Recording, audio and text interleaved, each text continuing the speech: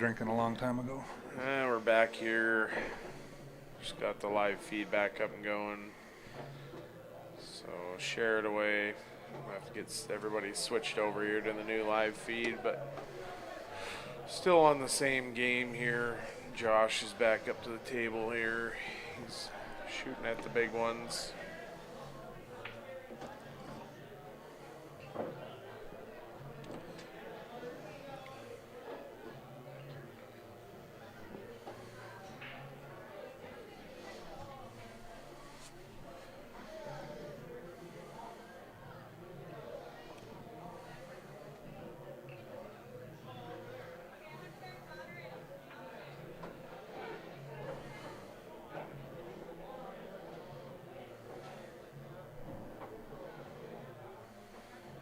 Nice cut, Josh. Slow down, cue ball. Slow down. He's all right. Yeah, he'll be all right. I think he gets a little. Might even be able to bring this down below that 10 ball there. It's real tight whether that 10 goes up in the corner or not. It's a pretty steep angle there to get shape back on the 9 ball, but I think it goes by that 3 just to keep shape for the 9.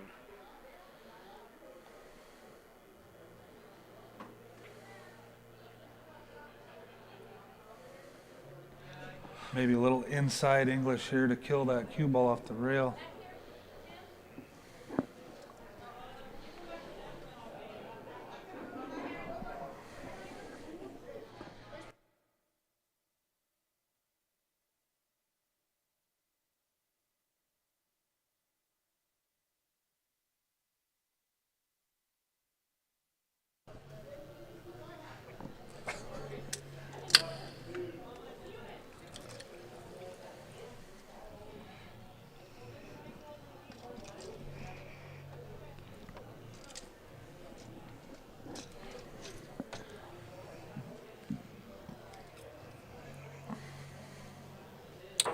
Well, we just had a little bit of drink delivery there.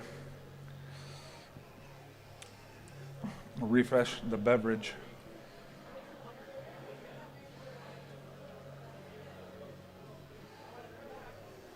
Meanwhile, Tom thinking things over here. Looks like he's looking to see if that 4 passes the 1. I'm not sure if it does from this angle. It looks tight. He may have half a pocket, but Let's go if he was lining up on it. I think either that or he's looking to play the combo, but the way I eyed that one up, he wasn't. I think Josh is going to have a little angle here on the 9, but he'll go up table and try to get better position. I think he's got to take that 10 first. Yeah, come back down middle of the table for that, open up that 9. That gives him better shape on the 8 or any pocket on the upper portion of the table. That should work. Yeah. A little steep, but hopefully he can come once he might across. Be able to sneak her in between there, the 1 and the 4, or glide into that 4, and he'll be in real good shape.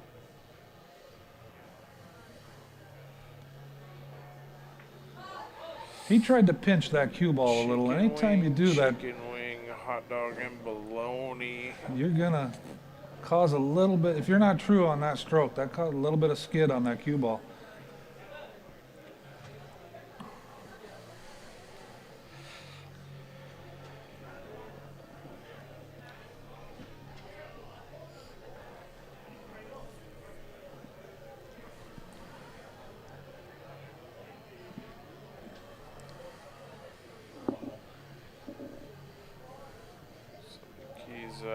Now we're going to play that 4-1 combo. Yeah. Set up a little nicer for it there.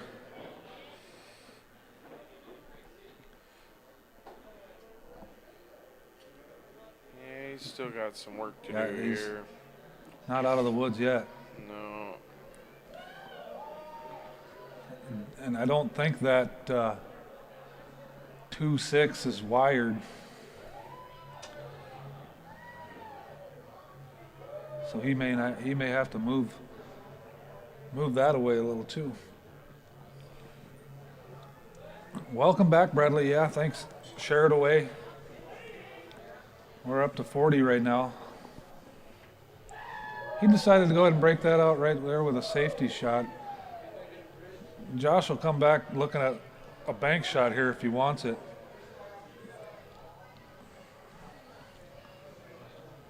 But now that 8 is a little less accessible.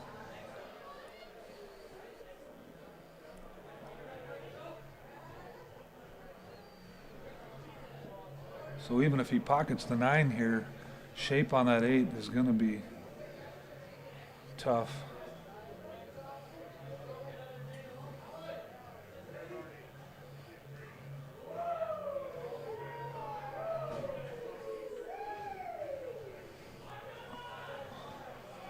That's not a bad shot. That 7-5 is not the easiest combo. Close to each other there. That's not automatic.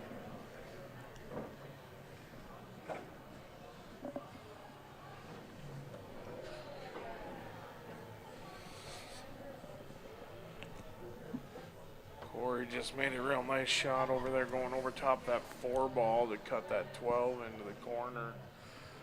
I think that's going to wrap that one up there. Susie Kansas 8. Yeah. Made her 4-2 there against Jason. Tom just decided to go with another safety there. This time he didn't let Josh see the 9 ball, so we're going to see a kick. Or we get the short stick out and go to the air.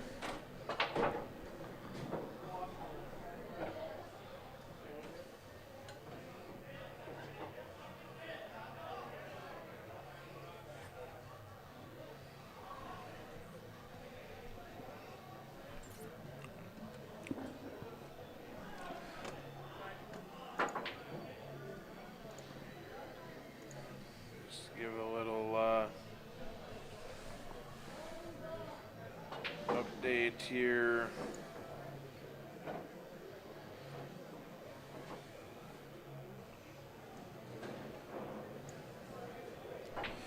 Oh, Wade Hudson got Tyler Almonderd 4-0. Corey just got Jason Burnham 4-2. Ryan Johnson beat Ray Poitra 4-1. So now we're down in the losers bracket. We got Josh just made a nice kick shot on that 9 ball there. On the loser side, we got Derek Fritz up 2-0 against Brian Azure. This one is knotted up at 1-1 for Josh and Tom. Louis Van Pelt is up 2-0 against Rocky Overfell. And we got Jeff Nadeau and Jeremy Slater just beginning outside. Aaron Little Eagle and Cody Steinbeiser are getting going. I think we'll have Johnny Steinbeiser and Don Garjo getting going over here on table 1 shortly. I think Tom called the 5 ball here, so 6-5 combo. Pockets that.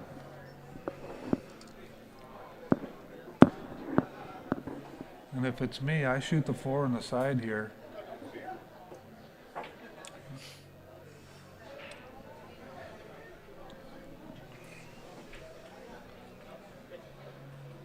Undercut that. He didn't He get left safe. him, yep.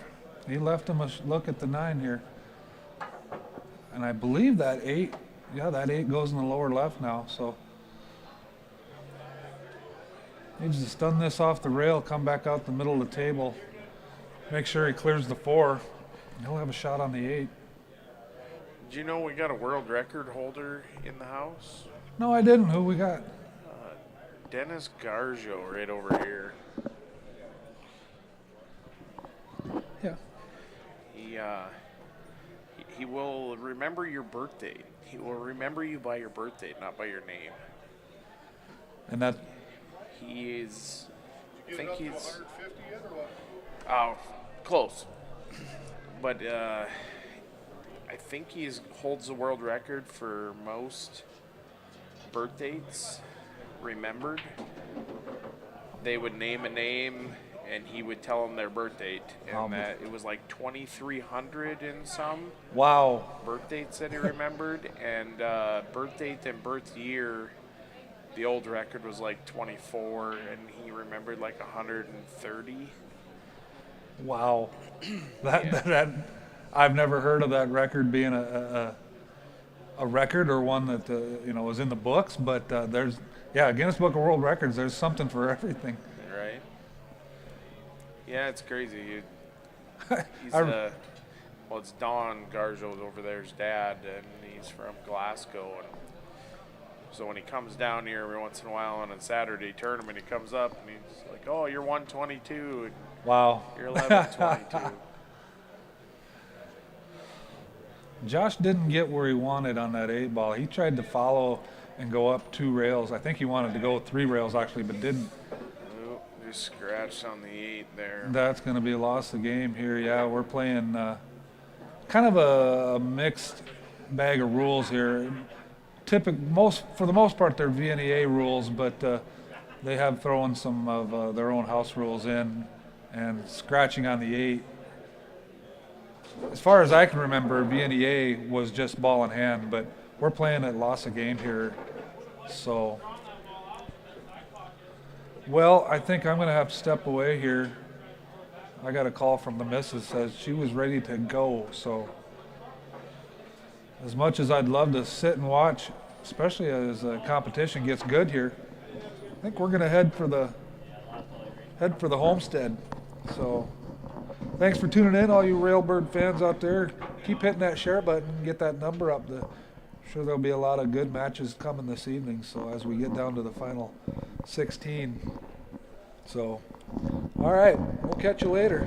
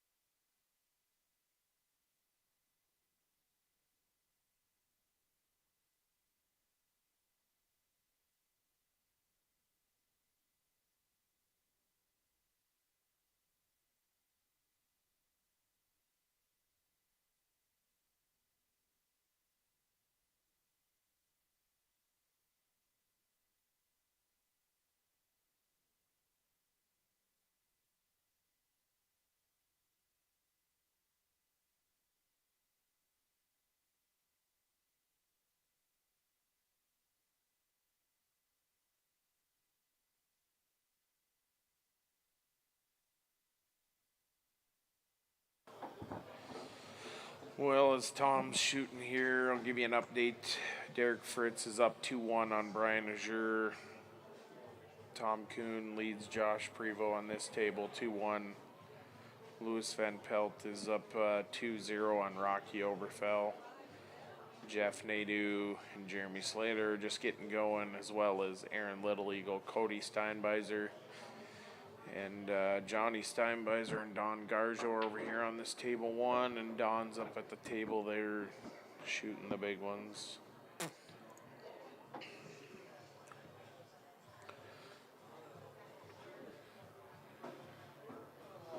There's a pretty nice cut there by Tom. Got shape up there, up table. Does have a little bit of trouble down here on the spot, but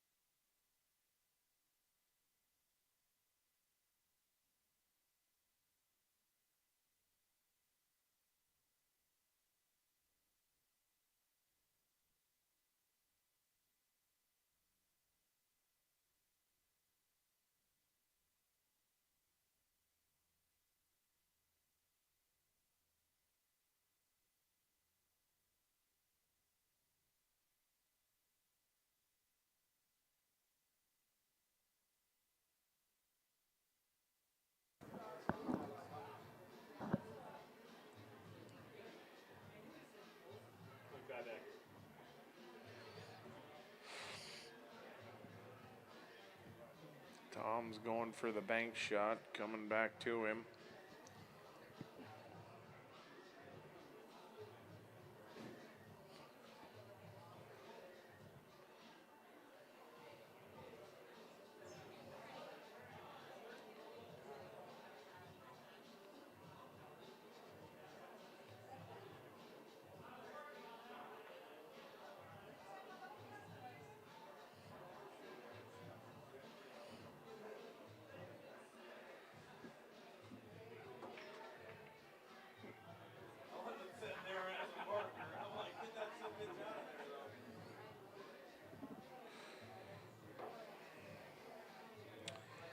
Well, Josh has got some work to do here at the table.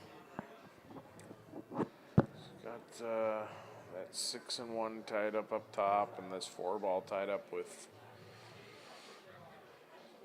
Tom's 12 down here on the bottom side.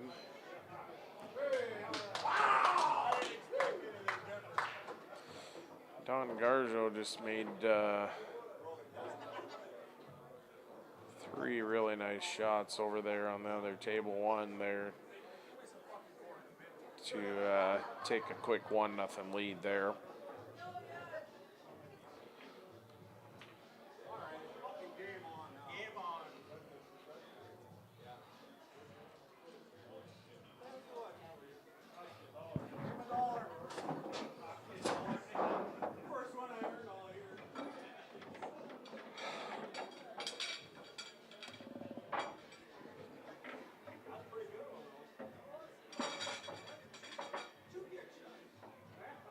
And just to give you a quick update here,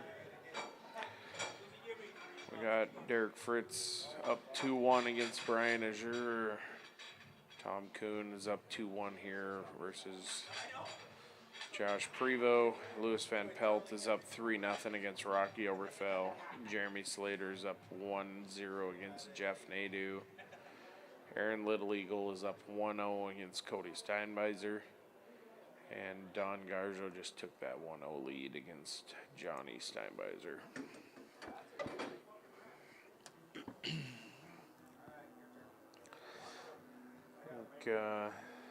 Tom's trying to look at this to see.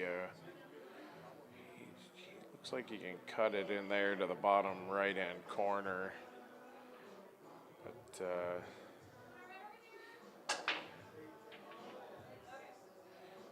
gonna have to see how he can get that 12 ball out of there. Are you talking to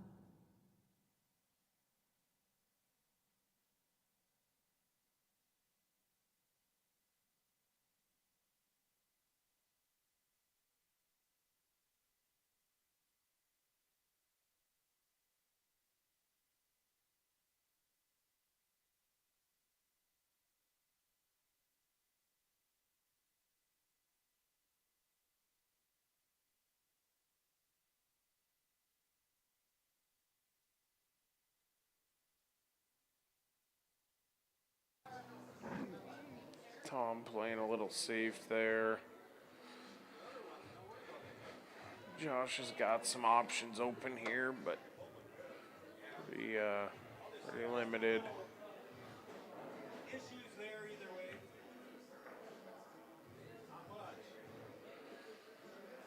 Josh returns the favor. Tom's got the 11 ball, but as he moves that out of the way, it opens things up here. So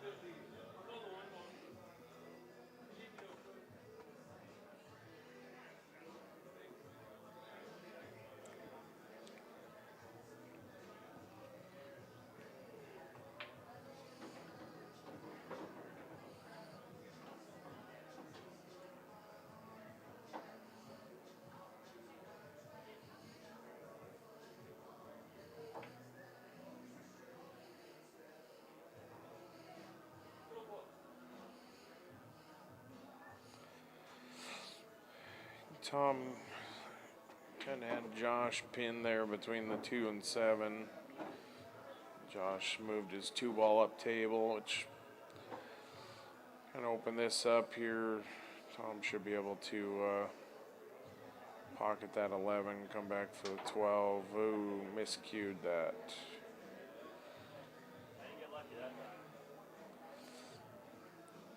So Josh will be taking this 4 ball down here in the bottom. Looks like he's going to be playing the 2-1 combo. I don't think he wanted, he's alright. That 2 didn't want, you don't think he wanted that squib away, but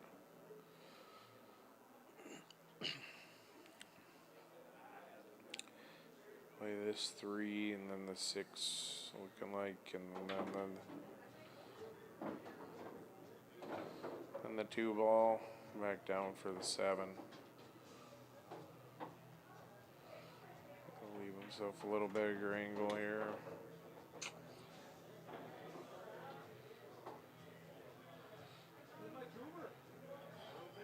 Run this thing a couple rails and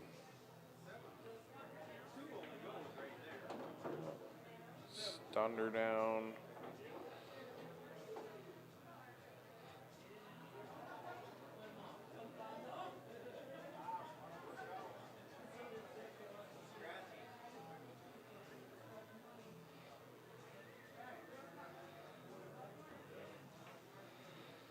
Nice cut shot on that 7 ball, and he'll make the 8 here to knot it up 2-2.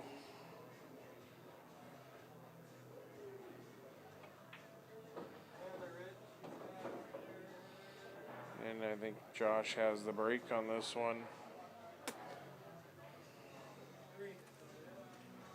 Oh, no, this will be Tom's break here. Coming up, give you an update what else is going on here. We got Derek Fritz, Brian Azure, they're knotted up 2-2. Josh Prevo and Tom Kuhn here are knotted up 2-2. Louis Van Pelt just beat Rocky Oberfell. He moves on to take on Jason Burnham. Jeff Nadeau and Jeremy Slater. Jeremy is up 2-0 there. Aaron Little Eagles up 1-0 against Cody Steinbeiser. Don Garjo's up 1-0 on Johnny Steinbeiser. And Don's back at the table. And we got Ruben De La Cruz and Rachel Nadeau just getting going here on table 6.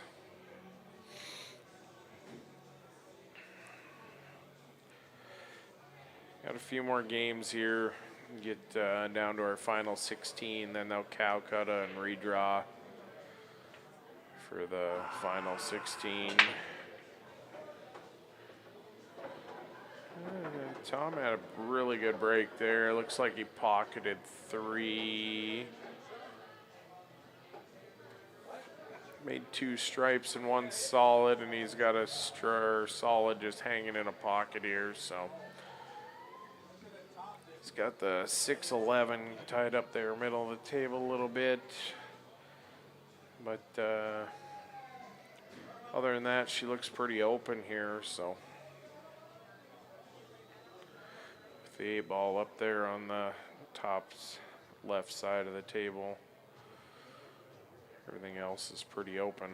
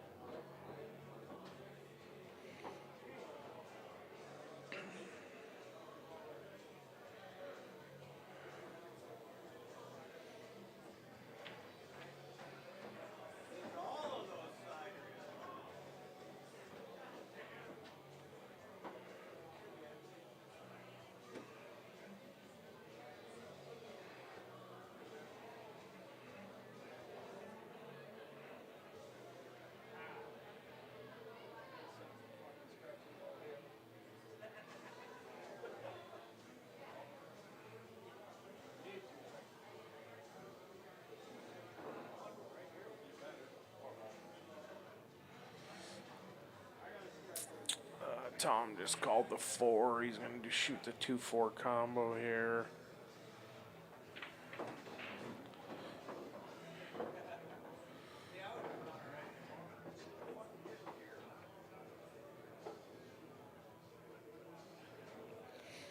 Two ball come out, but still looks pretty wired up there for that 3-2 combo from where he's at. He's got a little gap there between them.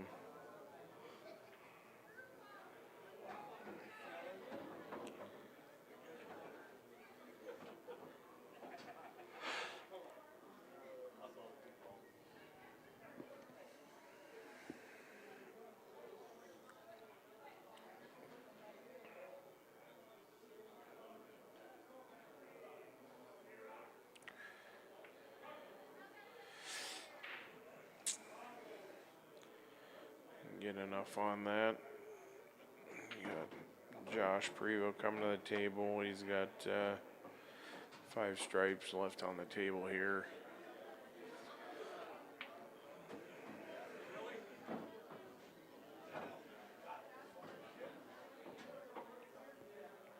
Looks like he's going to shoot at that 11 ball there and run it up to the top right corner.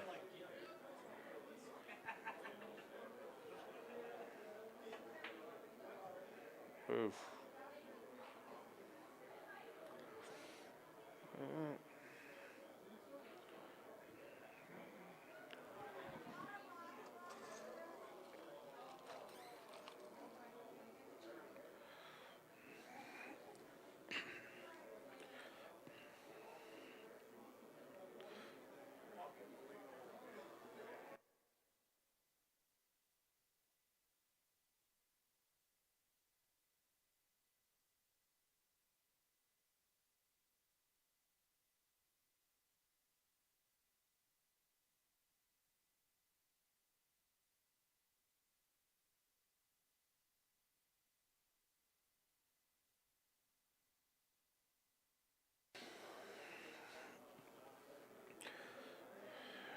Tom shot that one in the upper right, coming around here. Gonna do a rail first shot here on the 2 ball.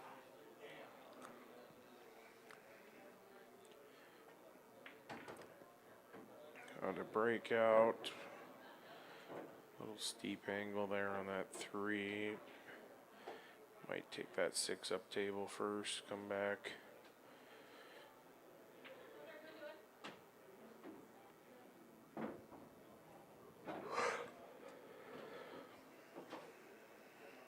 Anything for you?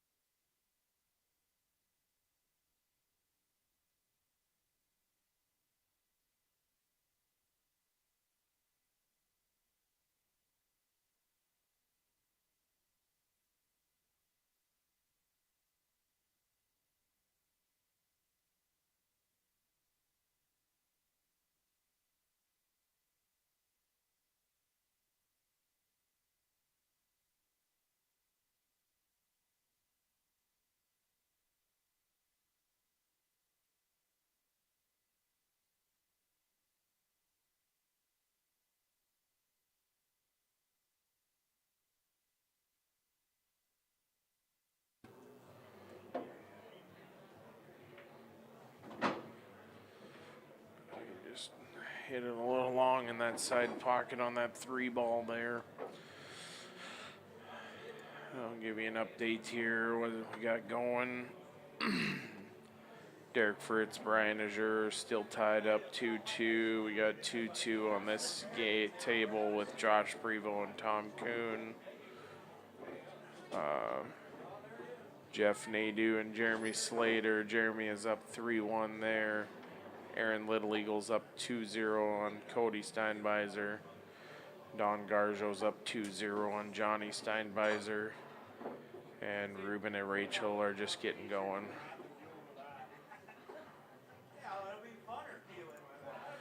Play a little safe there. Can come out of this. Looks like he's got I don't think he's got the single rail there, but he's got a 2 rail to it.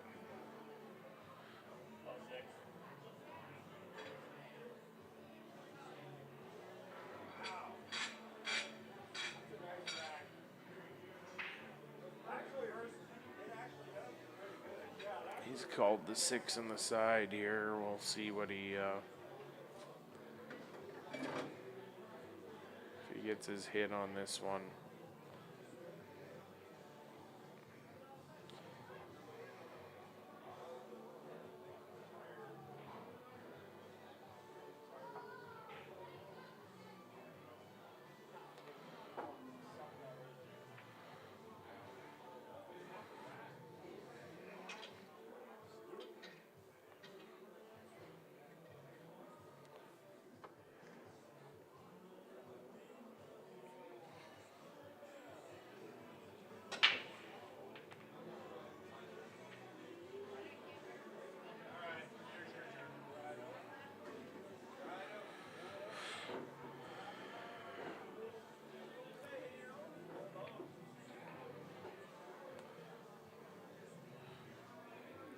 Josh will be should be out barring no issues here. Make this 13 and then the 8 will be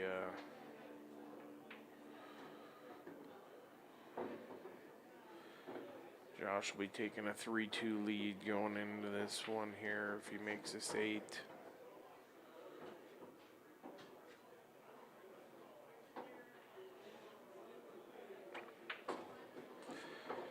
And he'll be breaking as well.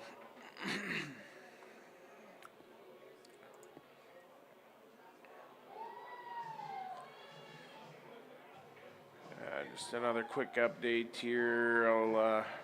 Brian Azure is up 3-2 on Derek Fritz. Prevo's up 3-2 on Tom Kuhn. Slater still up 3-1 on Nadeau. Aaron Little Eagle is up 2-1 on Cody Steinbeiser. Garjo, he's up 2-0 on Johnny Steinbeiser. He broke dry there, and Johnny's up to the table. And Ruben De La Cruz is up 1-0 on Rachel Nadeau. We'll have Harris Slater and Howard Van Pelt up next on the next open table. And then I believe we go back to the top side of the bracket. And we'll have Landon Ackerman and Rob Jacobson. And then Todd Crum and Tyler Perry. That should be a really nice matchup there between Crum and Perry.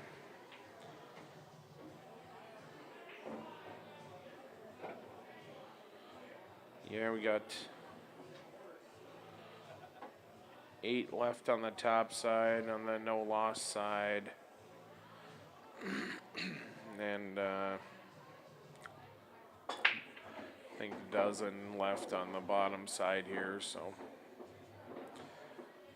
be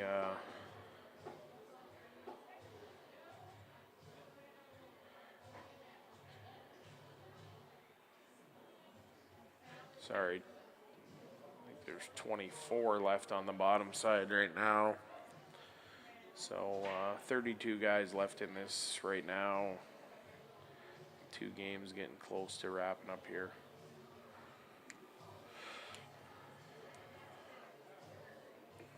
Josh has made a couple balls here on the break. It's a race to 4 all the way around, Zeb.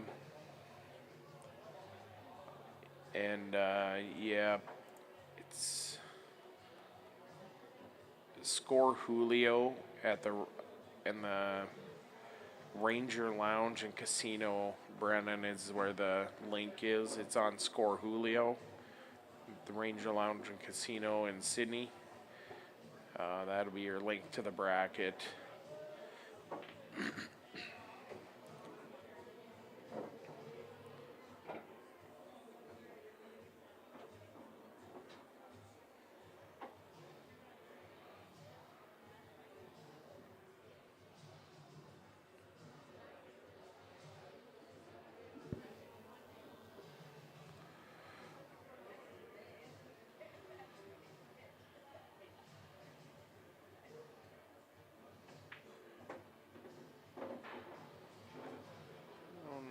got down as far as he wanted on that ball, but I think you can still see part of it.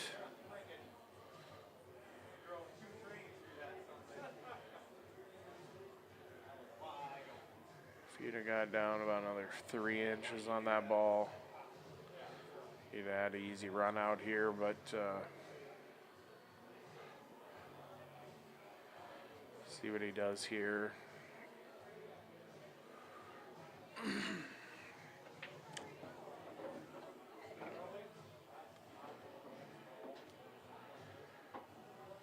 There was 64 players there, Zeb, and the entry was $40 a player. It on the pre-register, it filled within a week, and I think they've had like 5 or 6 people drop out, and then there was a waiting list, so then it was filled right away. There's 5,000 added on this tournament as well, Zeb.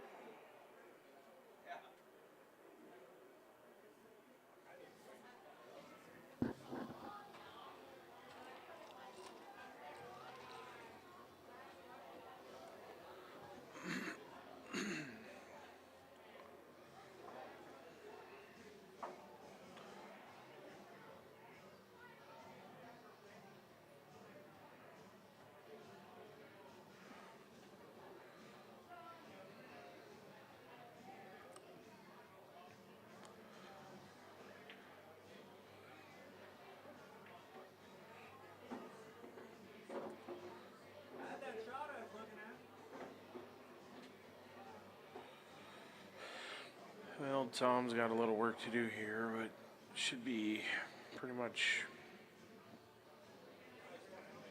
pretty easy there, run out, if he can get shape on everything.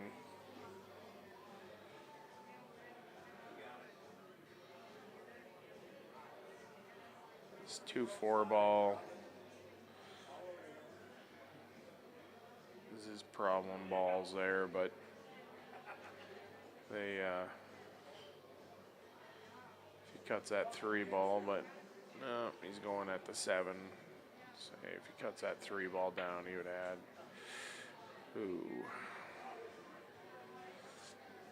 Rattled the pocket.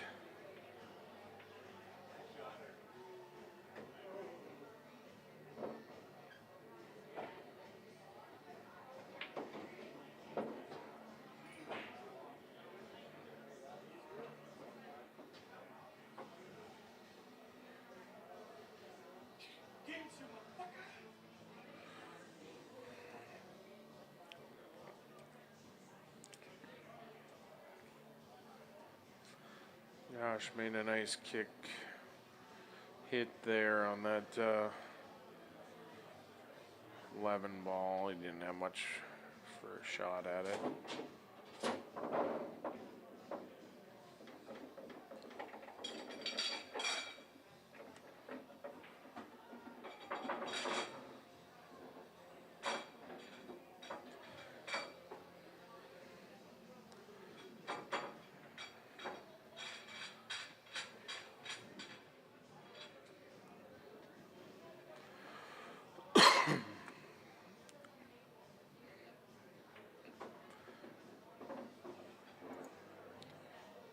Just to run through the updated score here again, we got Derek Fritz and Brian Azure knotted up at 3. Tom Kuhn here at the table, he's down 2-3 against Josh Prevost. Aaron Little Eagle is up 2-1 against Cody Steinbeiser. Don Garjo's up 2-1 against Johnny Steinbeiser. Johnny's just stepping up to break here. Ruben De La Cruz is up 1-0 against Rachel Nadeau. And Harris Slater and Howard Van Pelt are just getting going.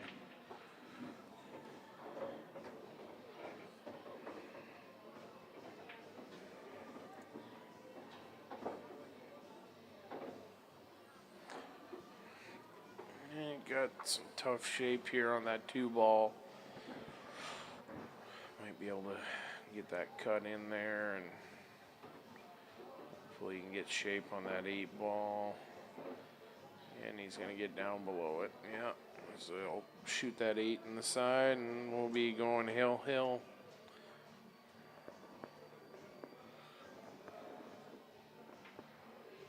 Oh, and he missed that 8 ball. Must have jinxed him.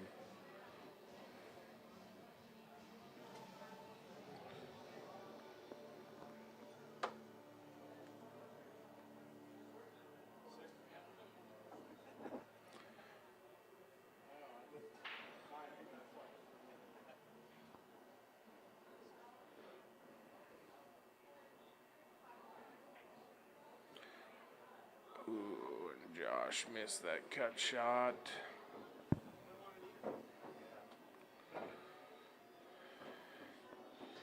Well, he's got another opportunity at a side pocket there.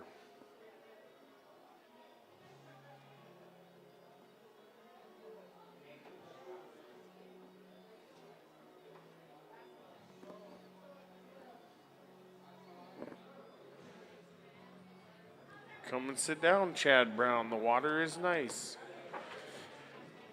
Somebody give a thumbs up if you want Chad Brown in the booth here commentating.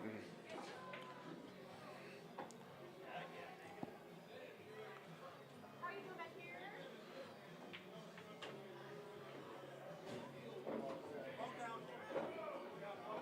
Tyson, you ready?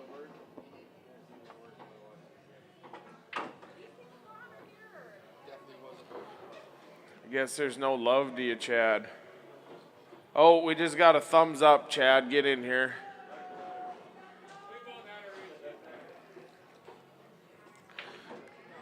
Krieger says it's Browntown time. Chad. Krieger just said it's Browntown time. You talk to him. Come on, water's nice. Uh-oh. I missed that, but Josh must have just won that game. No, I'm not muted. Come on, put the headset on. Yeah, Prevo got out of that one. Ooh, Brian Azure got Derek Fritz there. He's up against Ray Poitras right now. And we're going to have Josh Prevo and Teddy Harris here again on table 2. And down here on the bottom side, we got Aaron Little Eagle up 2-1 against Cody Steinbeiser. Don Garjo's up 2-1 against Johnny Steinbeiser. Ruben De La Cruz is up 2-0 against Rachel Nadeau, and Harris, Slater, and Howard are just getting started. Why don't you put the headset on? Sit down, take a load off.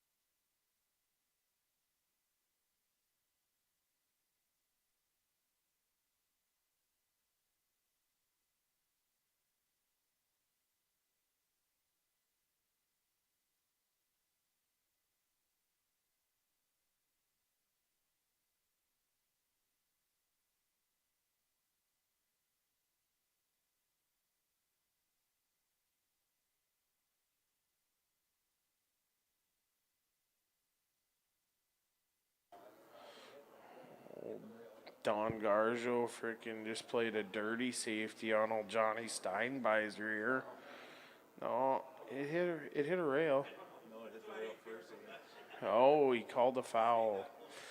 Don called it on himself. I thought he got a rail after that shot. Well, either way. Is the bank open on Saturdays or? We had 57 a minute ago, but as soon as that game finished, a bunch of them dropped off. No. You can sit back here? Yeah, I'll do this match with Howard and Jason Burnham.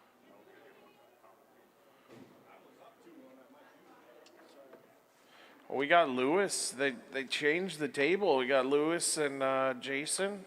Hey, do you want to put that in the corner? Or no, those are Ricky Schroeder's.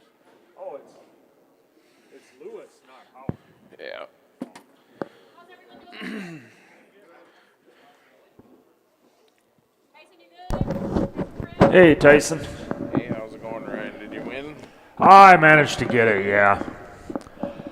Yep, it went well. Yeah, I think we're down I feel to good. 8 on the winner's side, and Yeah, I think the winners have all moved through on the 8 on the winners, yeah. yeah, we got Landon Ackerman, Rob Jacobson coming up here, Todd Crum, Tyler Perry, Ryan Johnson, and Charlie Main. Lim. And we've all qualified. It'll be redrawn now.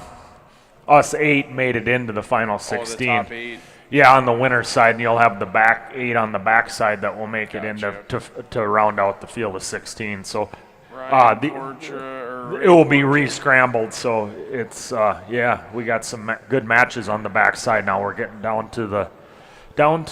getting close to losers qualification now, I believe. I think we got one or two. I think we got 2 16 rounds here.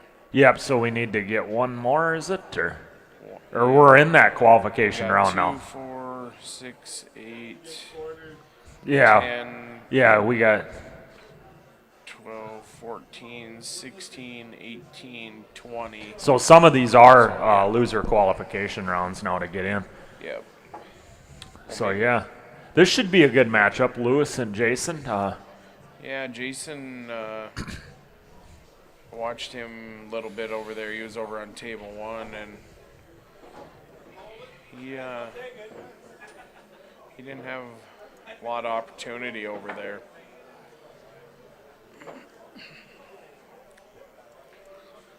Looks like Jason might have won the coin flip there and put Lewis back in his chair here for a minute. And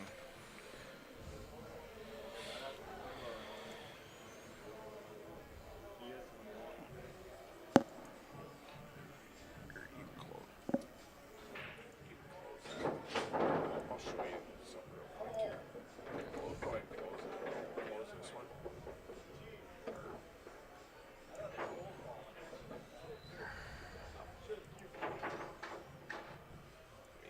Pull up that other screen right real quick. I'll show you.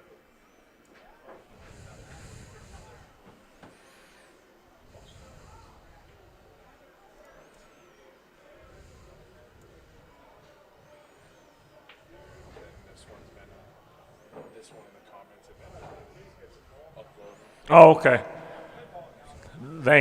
Thank you, Brian. It's hey Bradley, Zeb. How are you doing, Justin? Good to see everybody on here.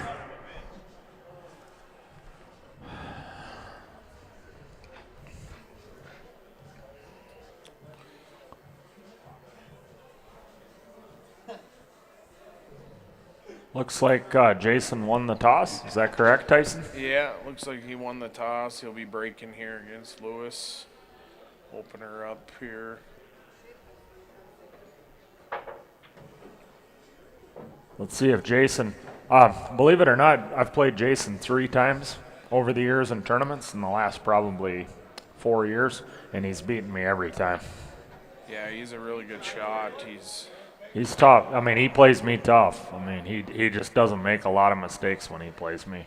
And I've never gotten into running a 2 or 3 ERO kind of a set on him. So, Hey, broke dry there, so we'll see what Lewis has here. Lewis is a young guy out of Williston area, and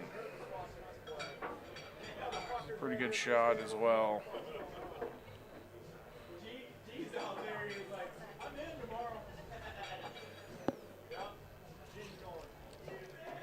yeah, I would think just slightly I would give the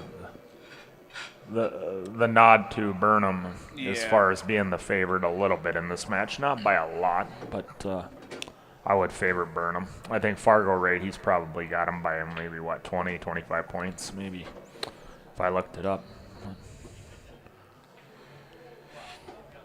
Yeah, see how this one goes here. Lewis isn't afraid to let his stroke out and go for things, you know. And he'll also play a safety when needed.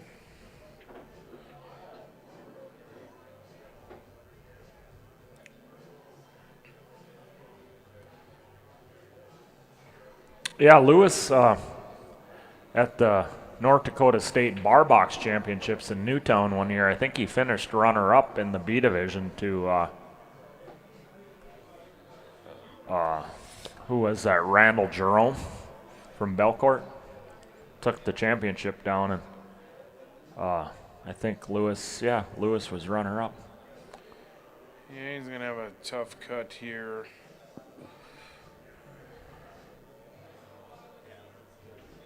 Wait, that's the 8-ball. Never mind, he's got the 2-ball there.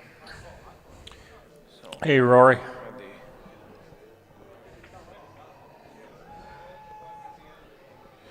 yeah, Jason's real solid shot. He just didn't have the opportunities against Corey. I think Jason's a little faster paced shooter than Corey, and sometimes that can work against you when you're a faster paced shot. Yeah, you better get out against Corey. That's all I can say. I mean, Yeah. that goes for anybody. Yeah, you can't. I mean, of course, Corey's human like anybody else. I mean, he makes mistakes, but he doesn't make many. Yeah. And I have yet to, the times I've watched him shoot this weekend, he still hasn't hit. He's still working his way into shooting, getting more and more comfortable. So it's a dangerous thing, you know, because I mean he's in the redraw now. So yeah, he'll be one of the top Calcuttas, him and Tyler.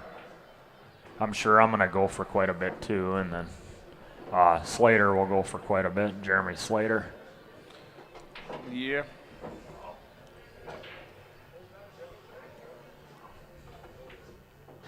That's a nice But here's shot. Jason, good shot there.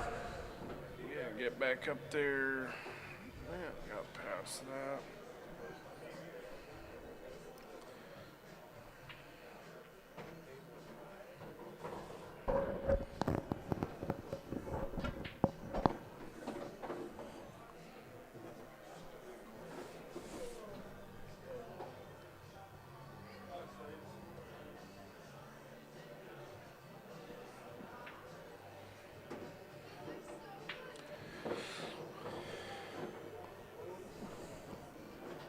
Looks pretty good here.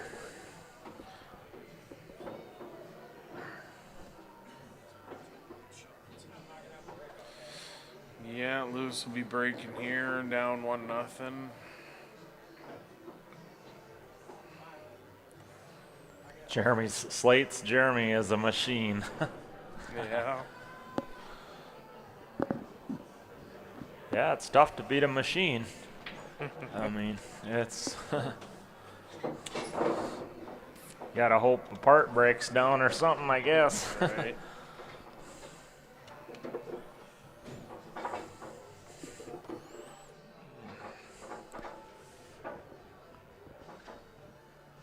Hey, Kevin Kingbird.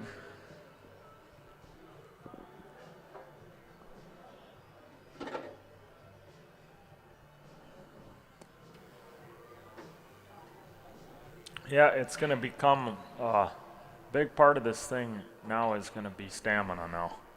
who has the stamina at the right time and who's feeling their body physically at the right time, because it's this is going to be an endurance battle now, Yeah, as much as it's going to be just how much you've practiced and I prepared think even yourself. after the round of six, or after the Calcutta, they're going to try to get through a couple rounds, Oh, of course, because yeah, we Get it. can. get it knocked down to 12 guys before the tomorrow would be nice. So Yeah, make it a short day for all the guys that have to travel. yeah, we got to get half. Hopefully, we can get almost half of it done. Definitely. Yeah, but once again, yeah, it's gonna come down to endurance and who has enough in the tank at the right time. Right. Because I mean, it's a big factor in any tournament. You know, that's where I think taking care of yourself physically and mentally is a big advantage in pool. You know, if you're in shape and you can hold up, keep your mind, keep your concentration at high levels for longer periods of time, that gives you a big advantage over a lot of other people that maybe don't really see that aspect of the game. Yeah. Yeah, Lewis had a really good break here. He didn't quite get the shape he wanted on his 5-ball, but He's looking pretty good here, though. uh, That's a little rough there. he didn't want to get into that, but I think he'll still be able to cut that 4-ball down there and get back up above that 5 there. He's Hopefully a he little doesn't thin. collide into it. Just hopefully that 8-ball stops there. Oof, this is brutal. He's Yeah. off angled. And he's off angle, and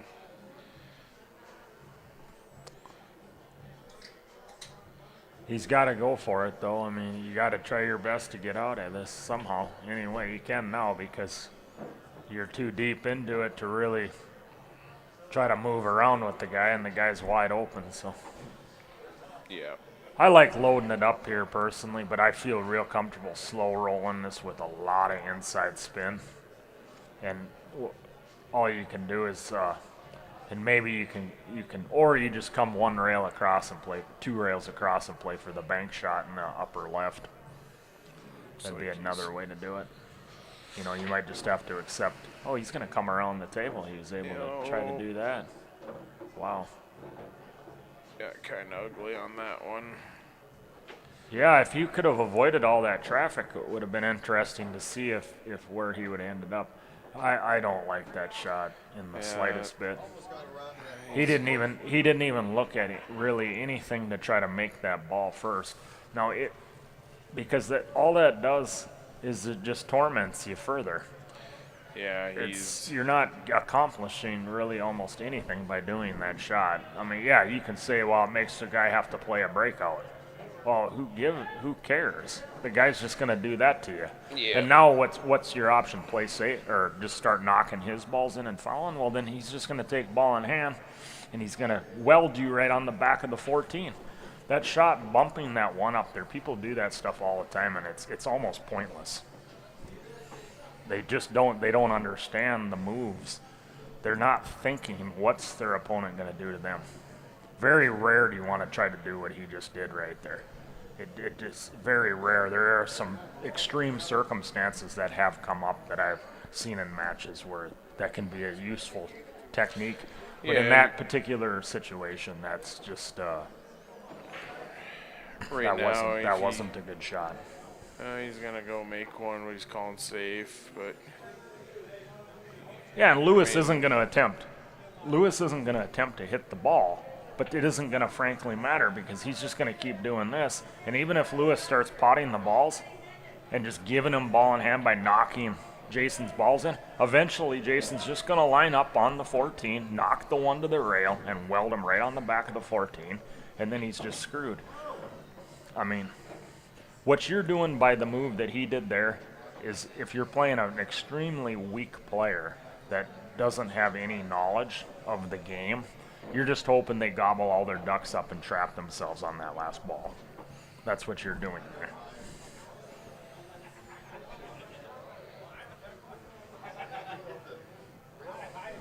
Guys used to do that a lot in the bar and that because then they can try to shark you out of the game and then they try to pull moves on you to try to and that just but in high level pool that move just doesn't cut the cake.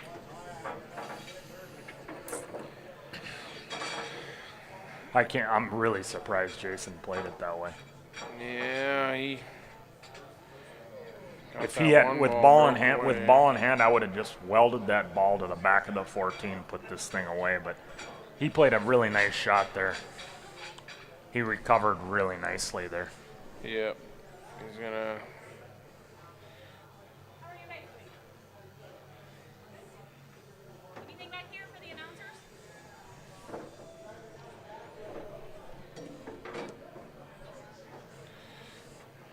No, something tells me I'm gonna be proven wrong.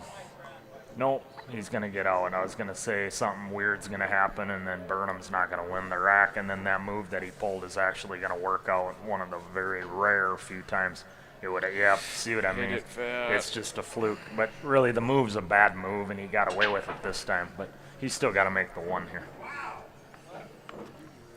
That move works good against a beginner league player. Just, I would have not advised doing it against experienced, highly experienced players. The only thing you can hope on then is you're just going to make them nervous and that they'll butcher a ball, and that's exactly what ended up happening, which is, I'm really shocked that Burnham really dogged this rack out.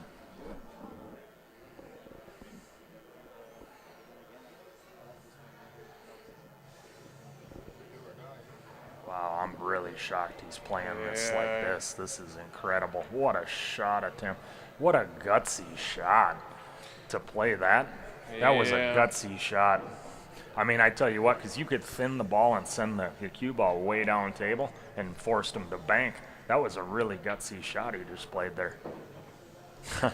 That was shocking. You know, Yeah. Guess he was going for it. that was shocking. That he, oh my Oh, word. wow. Lewis. I mean, wow. What a dramatic first rack here, This second rack. or second rack, excuse me. Yeah. Only thing that would have made it even more dramatic is if he would have scratched on that. Yeah, that would have been bizarre if he would have scratched at that angle there on that particular shot. Yep, he did get lazy, Brian. You got to respect every shot, whether it's 2 inches from the hole or whether it's hard. It goes back to what I was saying earlier is people, they think they got to concentrate harder on a harder shot than an easy shot. I've heard this so many, I got to concentrate harder on a harder shot. Then they have no respect for a straight in ball that's easy. And it's the same way I said when they play a good player, they think, I got to concentrate harder against a good player. And when I'm playing this person, I don't have to try as hard. That's why they lose to that player that they think that they should never lose to. That's the mentality of people. They just don't understand that you got to treat everybody the same. You're playing the table. That's it. Yep, this is an open tournament.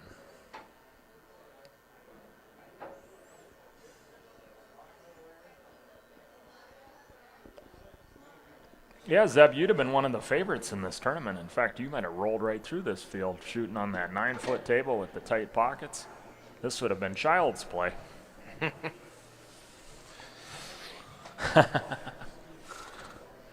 For a guy at your speed.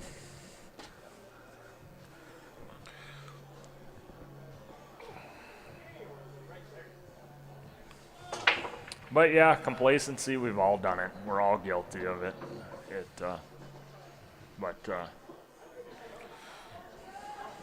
It happens. Nice break there by Jason. 8's kind of pretty much out in the, not pinned in by anything, so really either grouping is pretty good here. I think I tend to lead towards the stripes just a little bit. I kind of do like what he's doing here. He shoots quick, this guy. When he gets rolling, he doesn't Yeah, he doesn't wait around a lot. And I think there was something to that when he played Corey. Corey does take his time and look shots through and look them through multiple times, and I think that's kind of frustrated Jason a little bit. He couldn't get going. Both these guys here, they're pretty quick to their next ball. They already know what their plan is once they do a once over on the table. So Well, and the thing about it is Corey doesn't make mistakes. He shoots methodical, Yeah. but he doesn't make a lot of mistakes. So not only do you got to deal with that slow pace, he's actually playing the game at a high level. It's not a guy trying to use it as a gimmick. A lot of guys try to use shooting slow and that. They use it as a gimmick because they don't have the offensive firepower. They know they can't contend, so they have to try to slow it down. But with Corey, he actually can play the game at a high level. And that's even a deadlier combination when you Yeah. shoot methodical and you're not using it as a tool just to try to screw with people. But looked like he was going to try to come off the bottom rail and jump that ball up to that 11, jump it off that rail. because I'll tell you what, if you're playing a guy that's using it as some kind of strategy, you can expose them because eventually they're going to have to make a shot and they're going to have to do something. They can only hide so long in the bathroom or wherever they're going to go frickin' hide out for, Man, to try to prolong the match, Eventually what you do with them guys is you got to work on your break. Work on your break, build your break shot up so that you just run out on them right off the break. Best thing you can do to a guy that shoots slow is just break and run the rack. It's just that simple.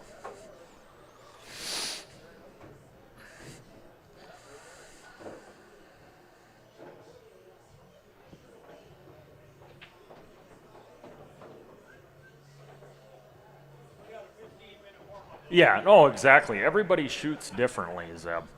There's no doubt about it. You got methodical players. You got kind of medium pace players. They got guys that shift gears. You got really extremely rhythm-oriented players that shoot quick. There's nothing wrong with any style. It's just everybody's different in that regard. You got to play with what works best for you.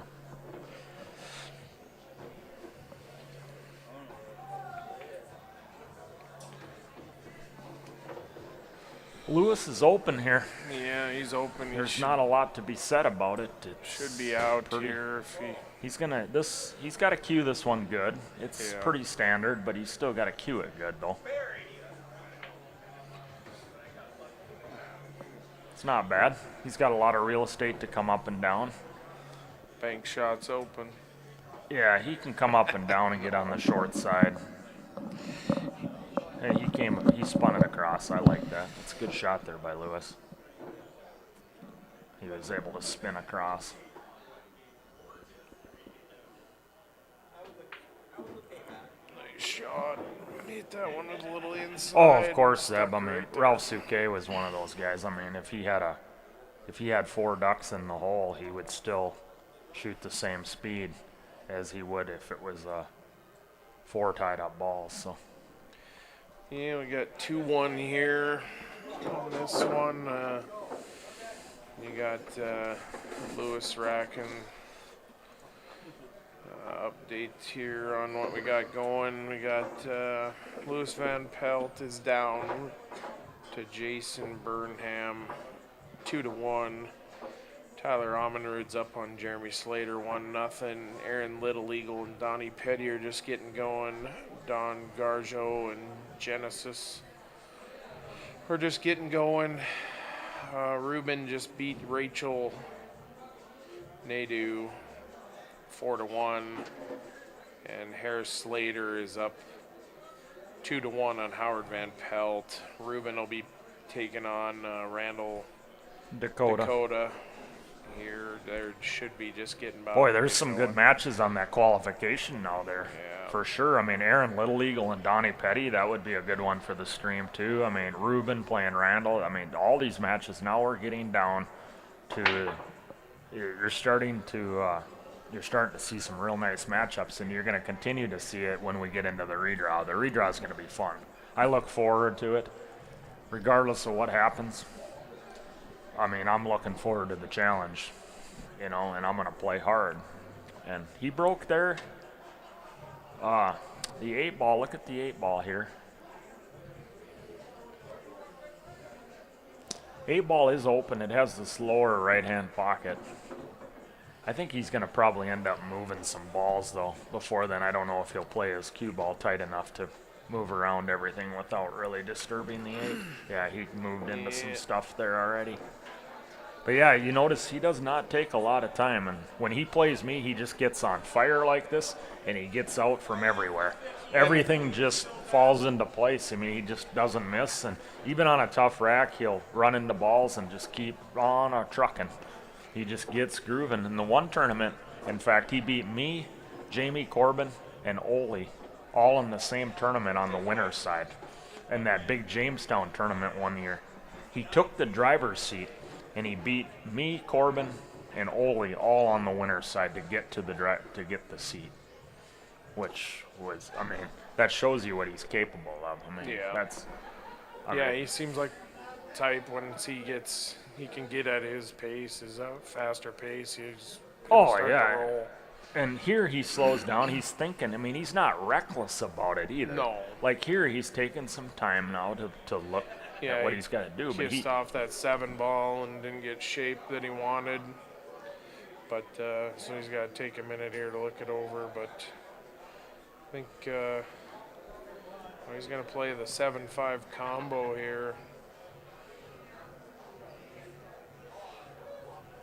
I was thinking maybe now he's playing the 7 up in the corner. Ooh, we got things moving around there.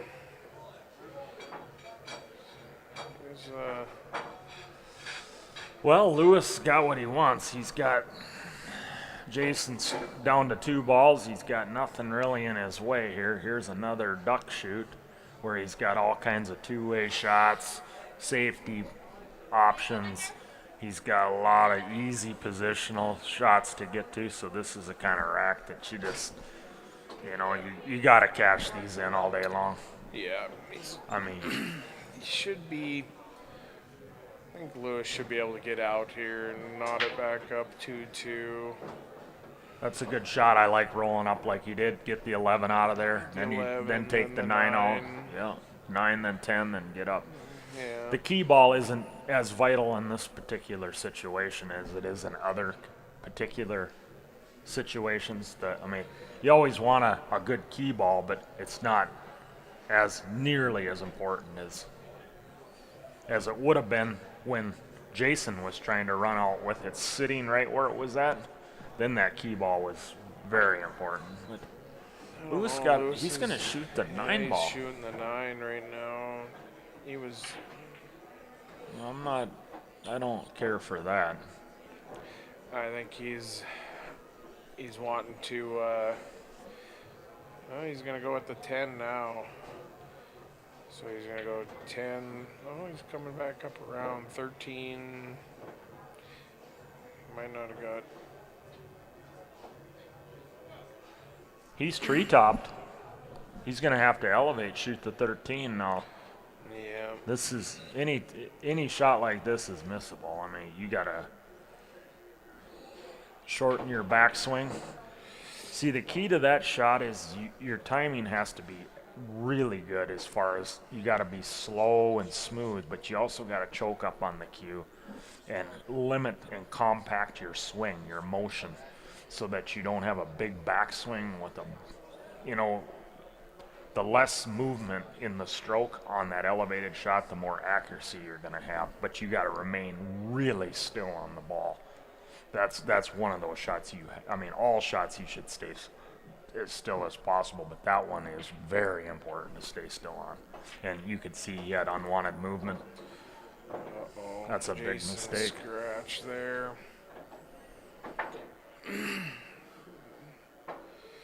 And your eye pattern is vital too.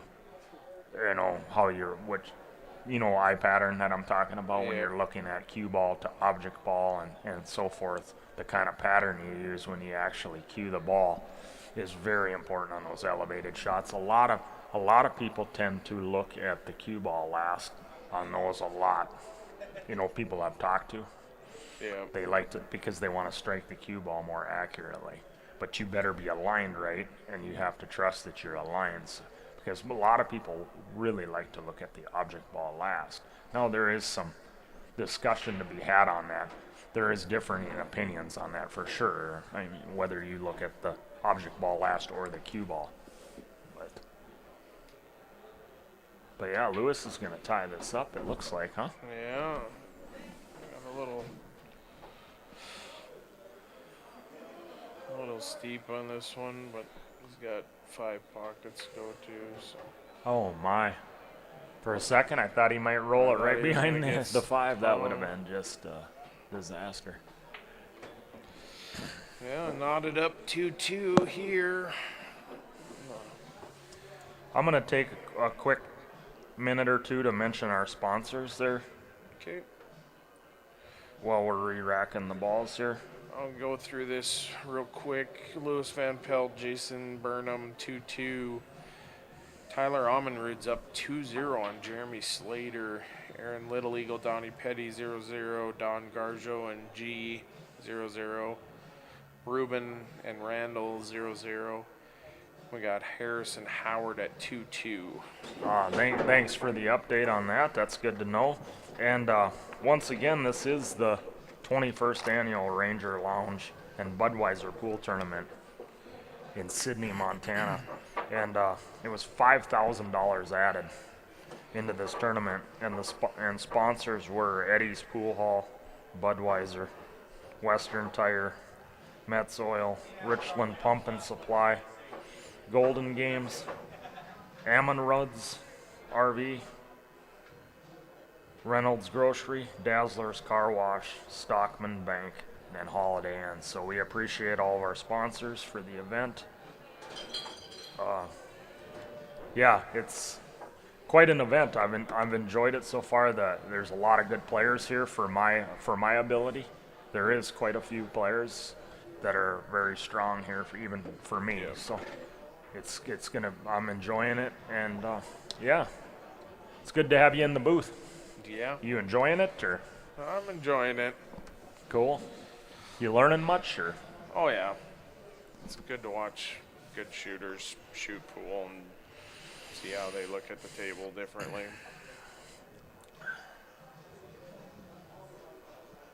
but you watch a guy that's enjoyable to watch is Tyler Perry, because he shoots a little quicker and he plays very well. I mean, his patterns are good. His cue ball is good, and it's easier to watch him than, let's say, a Corey. Even though Corey's a great shooter, like you said, Corey is so methodical and he takes so long.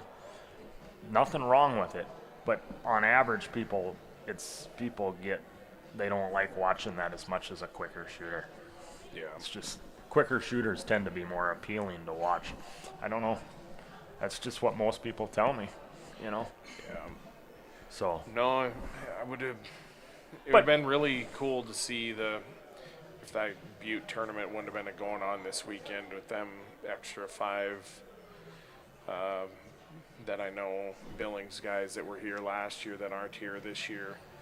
oh yeah, if you threw Jim Winter, Wade Thompson, and Jeff Boucher in this thing, just them 3 alone is an extra, probably 3 guys above 690 almost, or 680 or 675. I mean, I bat 652. Tyler Perry bats 680. You got Slater coming in at around 645. Like, we can't find Corey's Fargo rate. He's managed to hide out at that level without having a Fargo rate, which is mind-boggling. But yeah, Jeff Boucher, Wade Thompson, Jim Winter. That Calcutta, I think they were a big reason why that Calcutta was probably pretty big last year. Now, Howard thinks that the Calcutta will be bigger this year. We're going to find out. Yeah, you had Sammy Graveseth here last year as well. With I don't think Boucher made it last year. Oh, but, he didn't make it last year. Yeah, I don't think he come over for that one. I remember Jim Winter won this tournament last year. But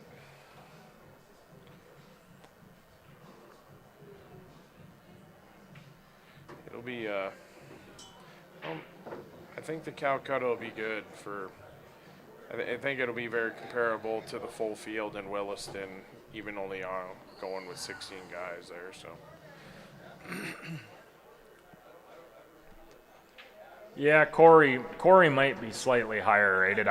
We can't find a Fargo rate on him, but he's at least, I think, a minimum of 675 in my opinion. After watching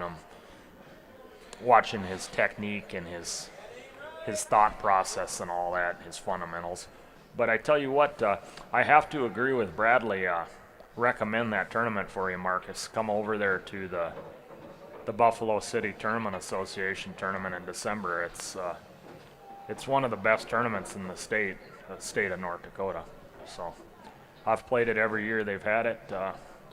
Yeah, it's definitely one you want to put on your calendar. Yeah, they treat the pool players like family over there. So, and they got Brian Champagne running the tournament now, so it's professionally directed. I mean, it's a really smooth tournament. I think we were on Friday night. We were done shooting by like 10:30 at night, and we didn't have to play till like 11 in the morning. So it wasn't just playing till 2:30, 3 in the morning, and have to play at 8 or 9. I mean, it was very efficiently run. So you could go to the bar at 10:30 and have some drinks and still get some sleep, or you could gamble all night long if you chose to do that. So it was very, very well run. And yeah, they get a big sponsorships. They add money. They've improved that. It improves every year I've been there in that. And they always want feedback, and they treat the players really well there. So definitely check it out, Marcus. Yeah, bring your family there. Yeah. Louis is going Be to a have a good little weekend. work here to get back to that 8-ball. Oh.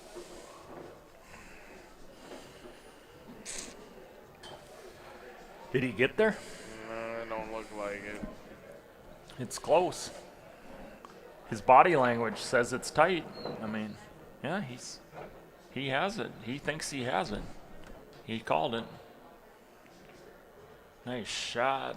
Oh, that's a Yeah. good shot. I like that by Lewis. Yeah. You know, just play at pocket speed. Put it in front of the hole. Put the heat on him. Put the cue on the rail. Make him shoot from there. But he put the 8 right in the hole almost, so that it's hard to hide from here with jump cues and all that. I mean, it's. I think he's got to shoot. I go down shooting. I don't go down playing no phony safeties. Here I go down shooting. I'm gonna try to shoot a shot here. I ain't trying to find no phony safety here. I can tell you that right now.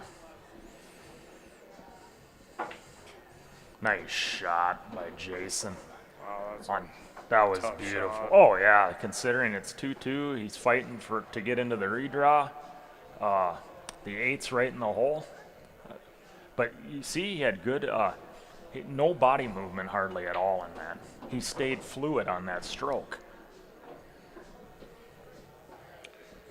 That shows you that fundamentals.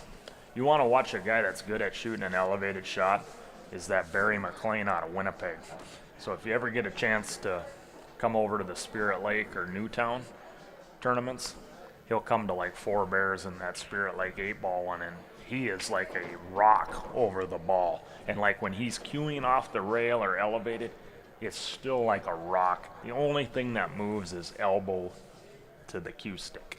That's it. He's not moving it at all. And that's a recipe for success. Yeah.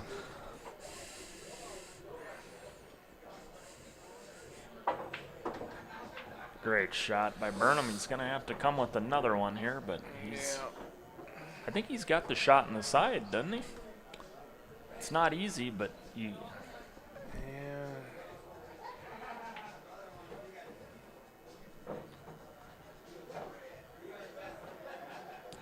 yeah, I wouldn't say it if I didn't mean it, Rory. You guys, yeah, you guys got a stand-up tournament there. That's, yeah, yep, that's one of the best in the state.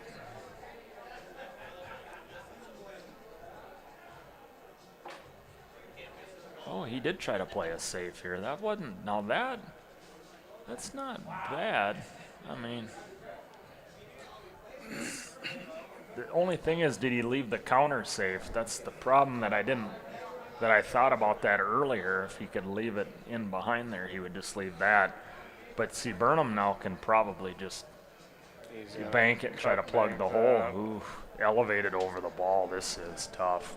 This is tough. To be accurate, this is extremely difficult. Let's see how still he stays over it. Yeah, he popped up a lot there. Ooh, and he moved the 8 off the rail and hooked him. Oh no, he can see it, but he got it away from the pocket enough to make it at least I don't think a shot. I don't think Lewis can bank that either. He's got to cut No, that. oh, I cut it all day long. Yeah. I mean, you make it, you win. You're not worried about losing. At this point, you got to block out any thought of losing. Yeah. You just be confident and try your best to stroke the dang thing in. Good shot by Lewis. Yeah, you can't be worried, oh my gosh, he got lucky and put me there, or oh, I better build in some kind of two-way shot there. No, you make it, you win. You don't, you lose. That's what you want to do on that. There's nowhere to hide there. You're not hiding on anybody It's there. a good 7-foot cut there. Yeah, that was a great shot by Lewis, considering Burnham put the ball over there, and it was kind of fortunate what Burnham did there, and Lewis canned the shot. But he stroked it nicely there. He had a very fluid stroke. He didn't jump up and get nervous. He didn't seem like he was nervous about it. Update score here. We got Lewis Van Pelt up 3-2 against Jason Burnham on this table. Tyler Ammonrood's up 2-1 on Jeremy Slater. Aaron Little Eagle is down 1-0 to Donnie Petty. Genesis Bellica is up 1-0 on Don Garjo. Ruben De La Cruz is down 2-0 to Randall Dakota. And Harris Slater is down 3-2 to Howard Van Pelt. So there's some good games going on here. Awesome, thanks for We're the gonna update. See some 3-4-2s, Hill games coming up here. So Lewis to break up 3-2 here. Let's see if he can close this out. Because Burnham's going to, Lewis might have to run out to he beat him. just scratched in the side pocket there. Them balls. This table is not breaking as loose as it was yesterday. Now, he said he didn't get the rack tight there, but like I explained yesterday, as this table gets more dirty, because, it was basically brand new cloth when we started, and the balls were all brand new. So the table broke, basically, it was, multiple breaks were working. Everybody seemed to be just breaking them awesome yesterday, but they're not spreading quite like they were. So maybe they're having issues racking the balls now. That got a little bit wild there. Yeah. He's frustrated by that. Yeah, you can call that bad luck, and say I got a bad roll, but I don't know if I get. He played that kind of a little wild there Played too. it Though. wild to open everything up and didn't really plan his cue ball control there.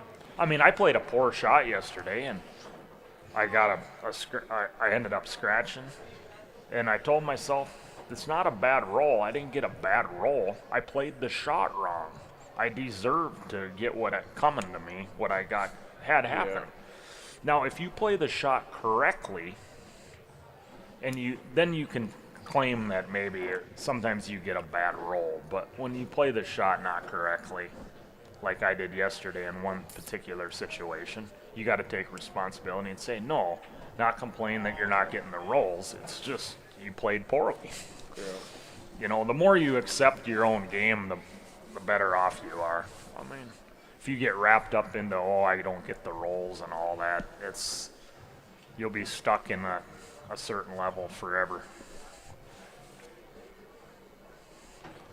Shot by Louis there.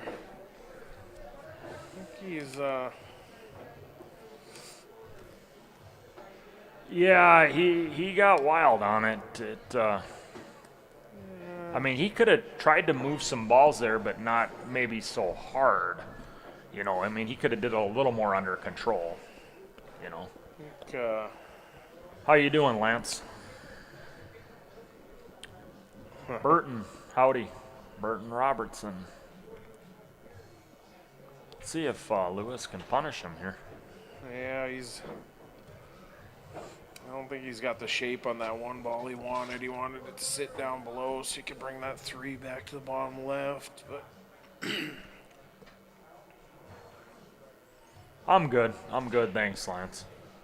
Yep, just waiting patiently. I'm into the final 16 now, and this is the backside now to the final 8 on the winner's side have been determined, and then we're just trying to complete the final 16 so we can get our Calcutta going and get the showdown started. It's going to be fun. I'm looking forward to it. Win or lose, I'm looking forward to it, and I'm going to try my hardest, and kiss off I don't that ever 9 give ball. No, I think he might have got half covered by that 9 ball there. up. Lucas Dahl, we're going to start the Calcutta is going to be tonight. As soon as all the loser qualification matches are over with and we determine the 16 players for the redraw, then we're going to do the Calcutta immediately, and then the draw will be, and the tournament will start right after that, because we need to get as much of it we can get done tonight so Yeah, that I we think can he's- get out of here tomorrow at a decent time. I think he's planning to try to at least get down to 12, if not down to 8 guys for finish tomorrow. I think to it's that quite final possible 16. that we can get down to 4 on the winner's side and 4 on the backside, but it's what are we 7:30 right now? 7:30. Yeah, we still got some time here. 6 tables. I think the Calcutta is going to take a solid hour, probably. Well, maybe not quite an hour. There's only going to be 16 names in it. Yeah. But by the time we get everybody over there and do the Calcutta, you'll be.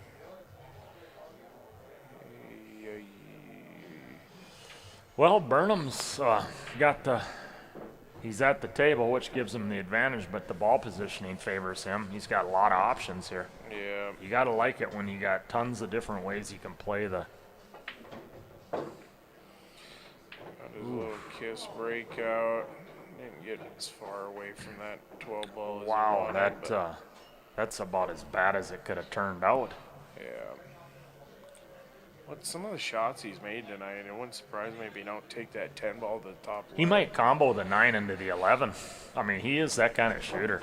He might bank that 9 and combo it right into the 15 in front of the side pocket. But we'll see. Maybe he takes that 10 up table to the top left-hand corner. The way he's been jacked up and made some of them shots.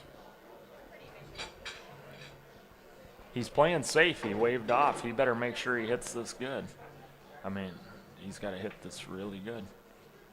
Oh, he hit that really good. I think. Did he? Yeah, I think he got him. I think he's got him, but I think he's left. An edge of the ball? He's left an edge to the ball, and Louis might be able to run that 1 ball up to that corner. Up to the by the Top 8. left-hand corner. Yeah. Really? He's got that much of the ball? Yeah, he's got. Oh wow! If he's got that much of the ball, I would be loving life. Yeah.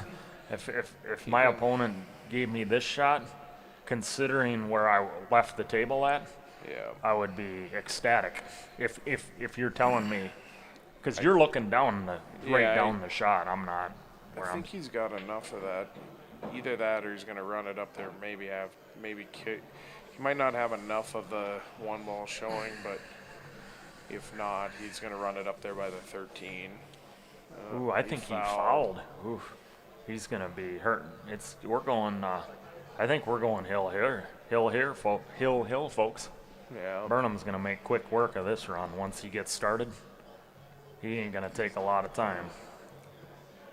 I expect him to start with the 14. Then I like to get on the 9, get the 13, then take the 15, then take this ball in the corner. I mean, there's multiple different ways, but definitely I start with this ball. And then from there's a couple different ways you could do it. But I think that opening shot was overwhelmingly the correct starting shot for sure. It looks like he's going to take the 9 next, but then he might switch. His pattern won't be exactly like I called, but from there you could do it 2-3 different ways, and you're pretty much the same percentage to get out. Oh my! Did he jump that ball? see? That's why when he played to get to the 9, that's why I didn't want to leave. I don't know. He got straight. I mean, he didn't take. See an edge on that 15 ball. This is a prime example of when you have an easy pattern, you still have to respect to think about he your missed pattern, to think about what you're doing on a pattern, and not just, oh, they're all easy, I can just be anywhere, because he got straight in, and when he got straight in on that ball, what did it cause him to do? He had to draw back, which led to the miscue, because he got careless with his angle control. I think one thing there, I think when you get straight in, when I get straight in on some of them balls that are in the corner, I look to the rail first so that you're coming off the rail.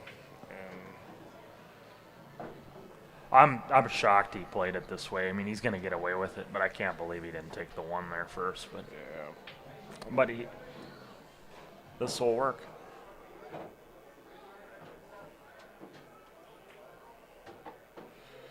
Oh, is he going to be right on the rail? Ooh, that would have been a disaster if it would have just froze right up on the rail. I mean, that would have been a lot of pressure on the shot then. There's still a little pressure on this. He's got to stay down on this ball and smooth it in. You don't want to be jerking this shot at all. He hit it good. Nice cue action there by Lewis. yeah, so Lewis takes down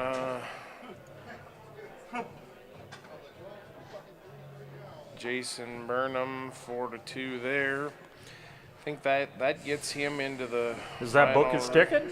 He booked his ticket into the redraw. Huh? Yeah. Oh, congratulations to Lewis Van Pelt. We got Jeremy Slater and Tyler Ammonrud knotted up 2-2. Aaron Little Eagle is up 2-1 on Donnie Petty. Don Garjo and Genesis Bellica are 1-1. Ruben De La Cruz is down 3-0 to Randall Dakota. And Harris Slater and Howard Van Pelt are on the hill. Wow, hill. So we got, I think we got a little break here before we get another because Bruno. game. As soon as Harris, Slater, and Howard's game is over, they'll be on, probably coming to this table. Hopefully they do, because Bruno Dudu is waiting for the winner of that hill battle between Slater and Van Pelt. Yep. Oh, in the meantime here, folks, if you want to watch Tyler Perry kind of just stroke some shots around, that's who's going to warm up and tinker around here while he's got an opportunity. Like I said, this guy, I consider him our best player in the state right now, in the state for NDTA state. Because once again, Rory Hendrickson doesn't qualify. He doesn't attempt to qualify for NDTA anymore. And he's by far our best shooter in the state as far as people that actually live in the state of North Dakota.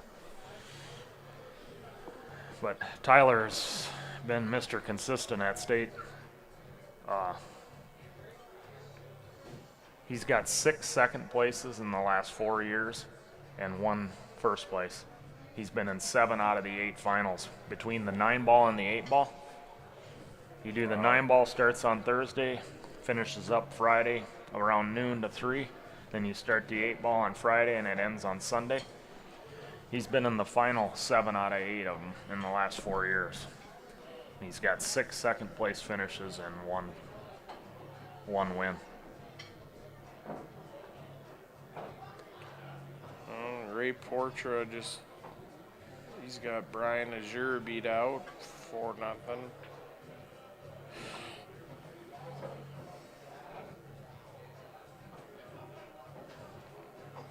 Still got Josh Prevost and Teddy Harris to play. So we might end up getting them right here on that TV table.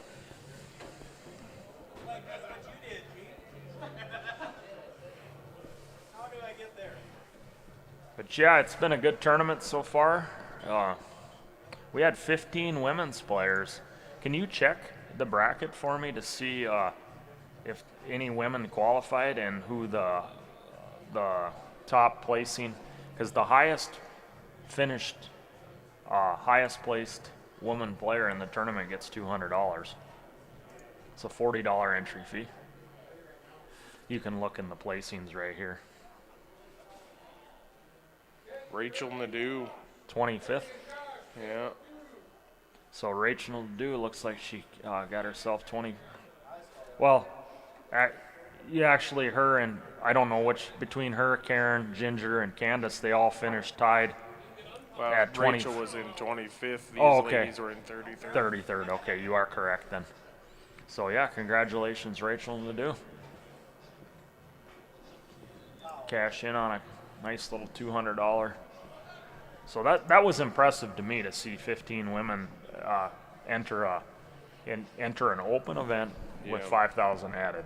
That's I mean, it's hard. Some other tournaments you can't even get 15 women in a separate women's division. That's impressive. But it's going to make them stronger. That's why Karen Poitras has won a lot of big tournaments. You don't want to know why? Because she's battled these guys in open events where you get to play guys like that. You're going to learn a lot. So when you go play in your own division, it's got to feel like this is, I mean, not to be overconfident, but it's got to feel like this is a lot easier. Let's just be honest. I mean, Ole don't give you many chances. And you're going to get a lot. The thing that she probably has to watch for is complacency. And of course, the women typically, a lot of the women she plays probably don't break the balls quite as open as Mark does. Yeah. So as long as she doesn't get complacent and overconfident about it, it helps her game tremendously. So yeah, Now we got Josh Prevost and Teddy Harris on the TV table here. Looks like Josh Prevost might have won the flip. No. I'll tell you something right now. Education costs money. You get what I'm saying? Sometimes education costs money. Exactly. You can't be and I'm not telling you to go play Shane Van Boning for $500 sets. But if Shane Van Boning came to Fargo, I'd play him 5 a rack for 2-3 hours. I wouldn't. If I lost $100 in 2-3 hours to the guy, I wouldn't care. It'd be good lessons. You know what I mean, for 5 a rack. But I'm not going to play him for 500 a rack or 1,000 a set. You got to have common sense too. Right. But you can educate yourself, and I wouldn't mind donating $5 a game to him for a couple hours and maybe lose $150 for education, because I'm sure he's going to teach me some stuff. Absolutely. Education costs. You got to be willing to learn. I'm always trying to learn.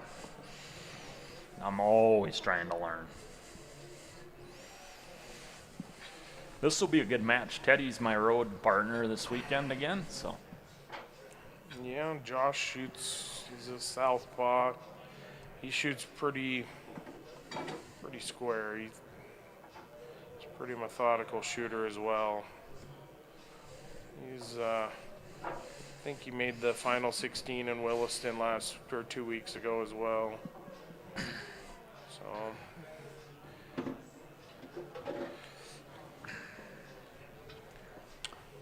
Yeah, I agree, Jeff. It's Rory then Tyler. You know, Rory, of course, doesn't play the North Dakota Tournament Association events, so that puts Tyler in my book at number one as far as those particular fields.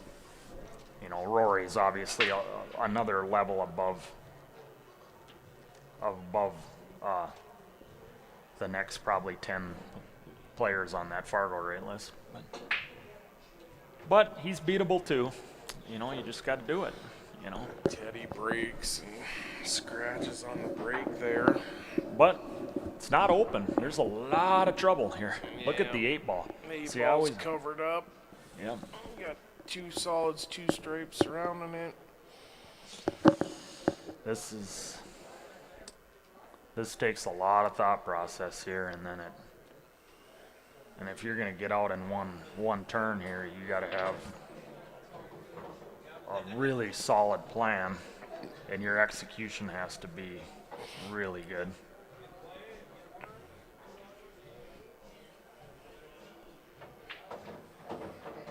But, you know, I play a lot of guys that just slow play these racks. They don't even try to run out, you know. It's another way to play the game. Right. All it is it doesn't say you don't keep score by table runs and highlight real shots. You keep score by who wins on the 8-ball. The game is who pots the 8-ball, so if it takes 25 safeties in a game to do it, a lot of people might be flipping out on you, but there's nothing against the rules that says you can't play 25 safeties in a rack if you wanted to, you know. Well, that's a pretty good position shot by Josh. I mean, that.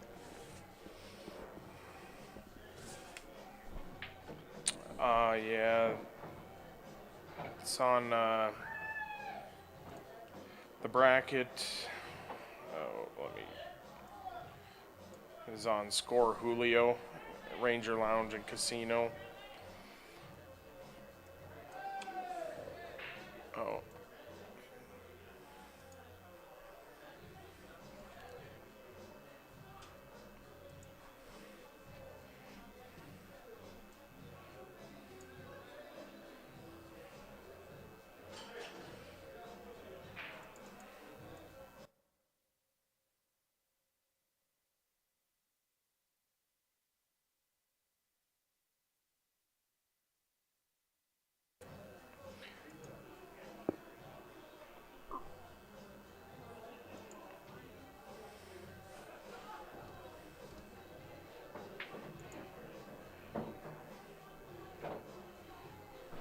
Chris, I just messaged you the link to the bracket, so hopefully that works for you.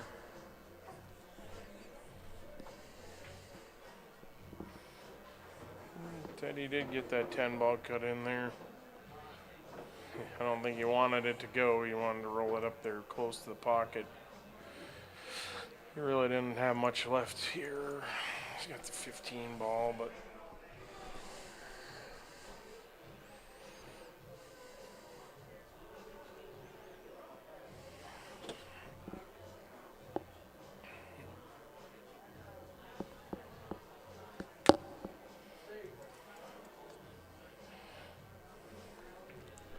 Thank you, Bradley. You're hired. Get Bradley as a chat room moderator. Could hire him on.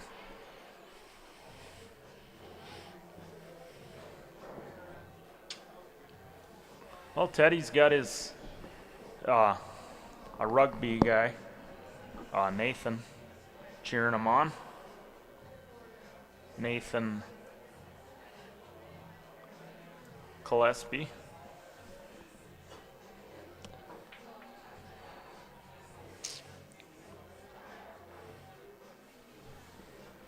Yeah, Teddy told me that you and him, Nathan, played some sets over there at Samsara here last week, I think it was, on the big table there. It's a nice table they got there at Samsara.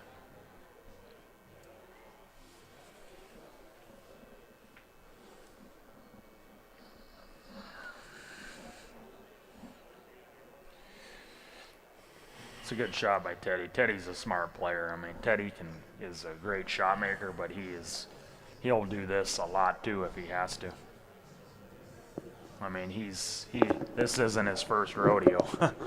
Teddy's probably out of anybody in this room, I can guarantee you Teddy Harris is the most traveled pool player in this building. Yeah. I mean, he's been all over the country his entire life doing this. Berry water? Just water? You're not using this glass. But what am I using? Or what do you want? Huckleberry water or just water? Yeah. Can I order a treat? Yes. I just, whenever it's available, I'll come out there and eat. We're all out of prime, we're all out of baked potatoes.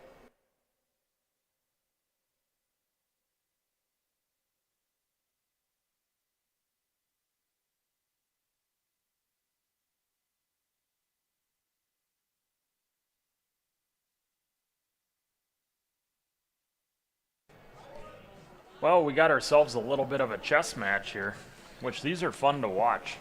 Yeah. You know, this is like a true chess match because they both have multiple pieces left on the table. You know, it's not like one guy's down to one ball and the other guy just plays these easy, obvious safeties.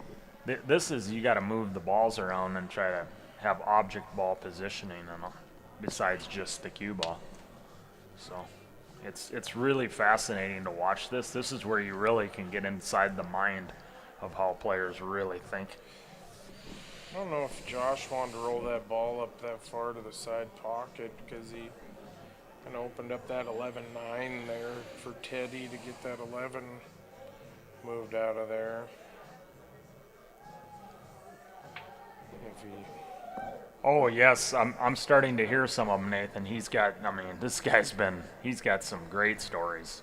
I went to Williston with him 2 weeks ago also, and we rode together out here, and yeah, he's got some amazing stories. He's met a lot of people over the years and a lot of top level pool players too. It's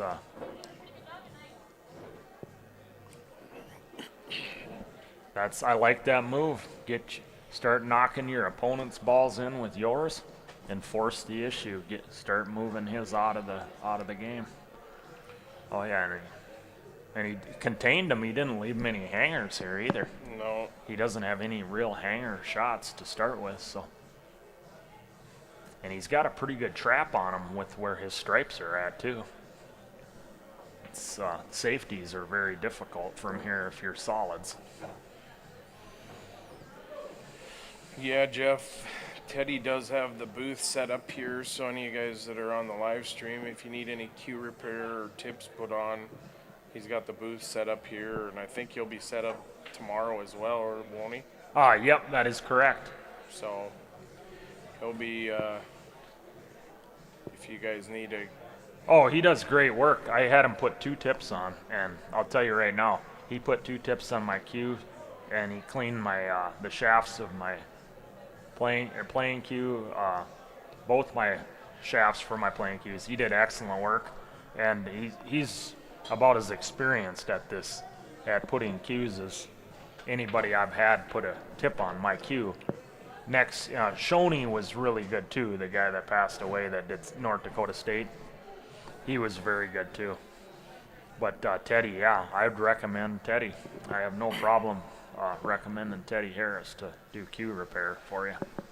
yeah, Nathan Dennis, I think, also commented on the Teddy's webpage about how he only trusts Teddy to do his cue repairs. So he's pretty renowned for that. Oh, he got that 11 ball squeaked out of there.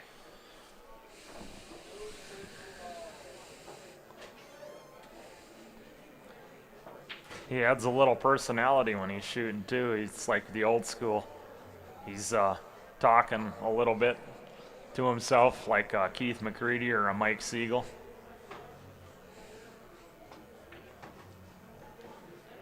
Great shot there. Where's the cue ball going?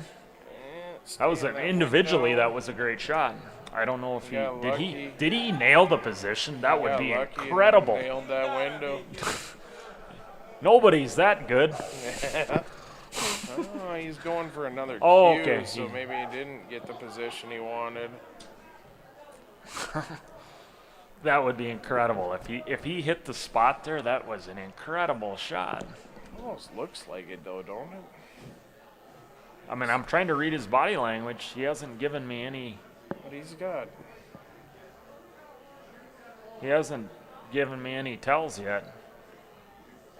Which tells me, I think, if he isn't shaking his head, I mean, I think he might have this. If he isn't, because he is a pretty emotional player. Looks like he's elevating the Okay. jumper here or swerve Ooh, around. tap the tip. I think he had a little adrenaline going. Lose a 3-2 lead to Harris. No, I played retarded. I played safe games. Oh, fuck, I left him the only shots he could break shit up and beat me. Yeah, Shoney was a good guy, Bradley. I enjoyed talking with Shoney, and he did my tips for the last probably 6 or 7 years. 7 years probably.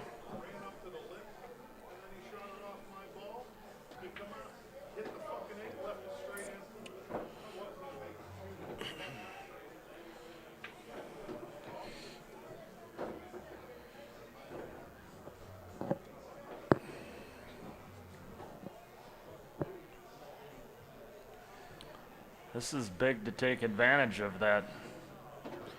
You know, to punish a guy when he makes a mistake like that where he taps the ball, to Especially plant after that that. seed, to plant that seed and make him, punish him for it because you can forget, obviously you can forget about it if you end up winning the rack.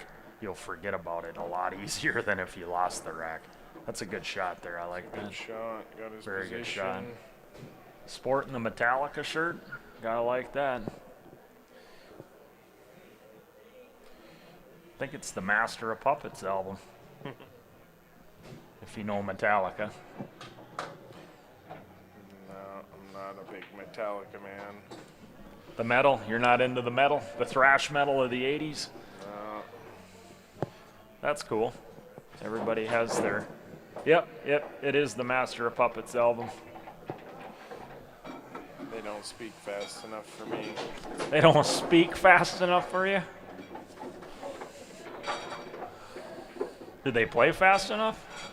Oh, yeah.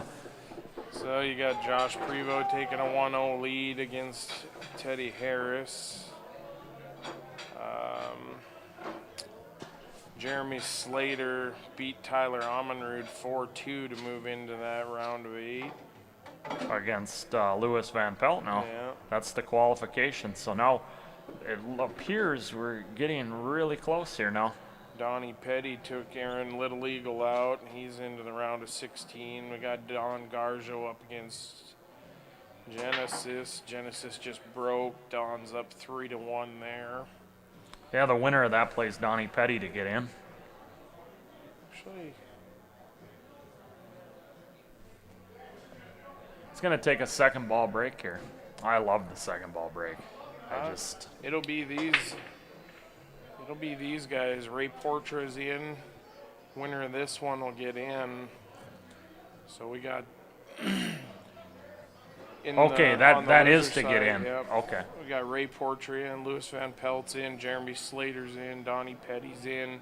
Okay. Don Garjo's up 3-1 against G To get in. to Okay. get in. Randall Dakota beat Ruben De La Cruz to get in. And now we got Harris, Slater, and Bruno Nadu to get in. Nadu playing to get in here. So we only got 3 games left going before we get into that Calcutta for the final. I heard there was somebody back in the booth. Speaker on. I'm changing career paths. Yeah, I see that. Yep. Next thing you know, I'll be on the 5 o'clock news. Great.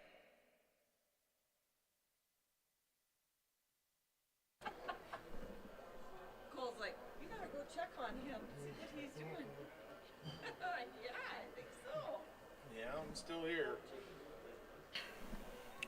Well, another muddy, kind of a muddy table a little bit. Not too bad as that other one, but it's And some tight positions required here. You know, if you're going to run without running into a lot of stuff. Teddy puts his hand up, but puts his hand up in semi-disgust there. yeah.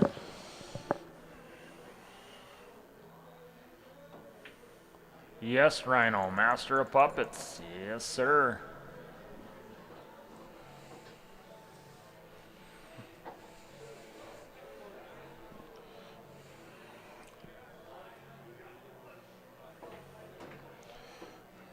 Moving that 8-ball around.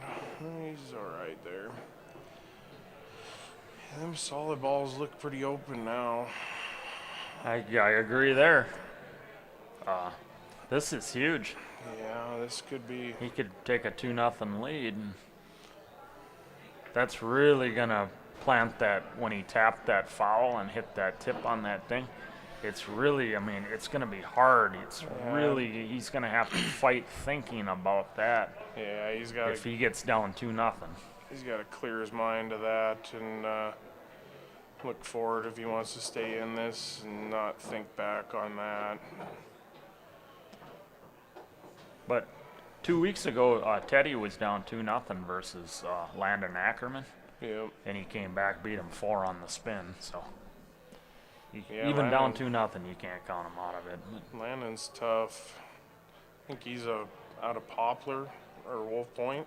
Not sure. I know he's from Montana here. But Yeah. He's I played him, believe it or not, I played him 17 years ago over at Four Bears.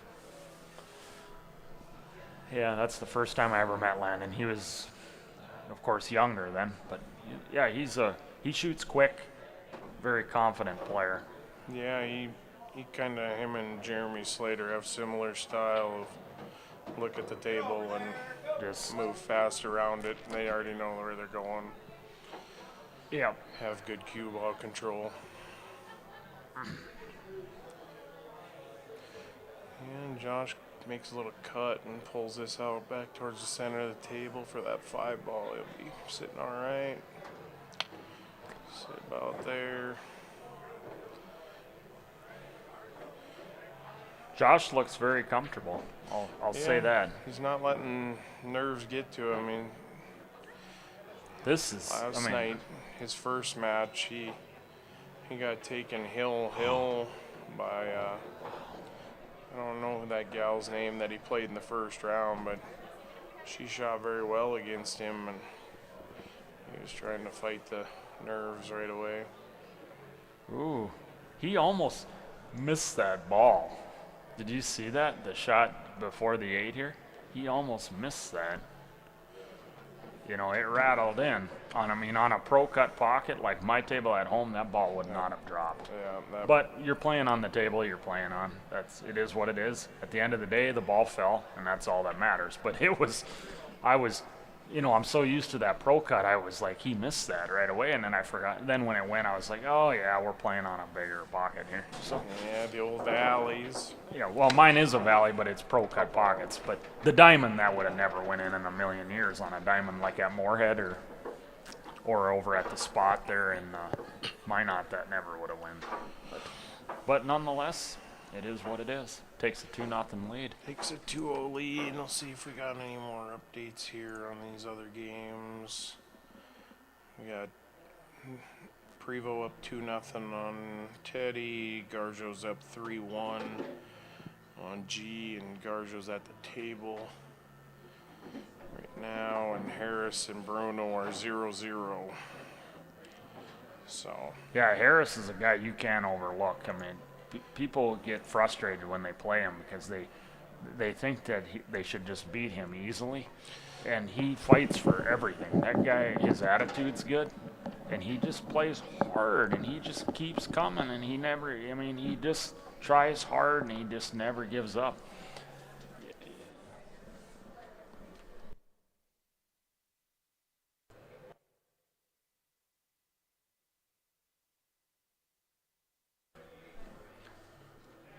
Yeah, I would. A guy like Harris Slater, I would not mind playing with him on like a team because he's going to give it his all and his attitude's good. Well, he fills in on Chris Hildy's team over there in Williston, and then on Jeremy's team in Sydney as a sub, and yeah, he's tough. I mean, even in league play, he's tough. Yeah, and he doesn't get a lot of recognition. You know, people don't take him. A lot of guys, I think they overlook him. They just don't take him seriously, and then it leads to them getting frustrated when they get behind on him because they're like, "Well, why am I losing to this guy?" Well, it's because your attitude's incorrect. Yeah. You know, that's why you're losing to him. We got Don To start Garzo with, just and he wrapped plays up. good. He plays good. I mean, he runs racks, so. Don Garzo just wrapped up. He beat G to get into the final 16. So we're down to this game and one more here, and we'll be on to the Calcutta. Looks like Teddy's got a fairly open table here. Yeah, Teddy's, he's got a good opportunity here.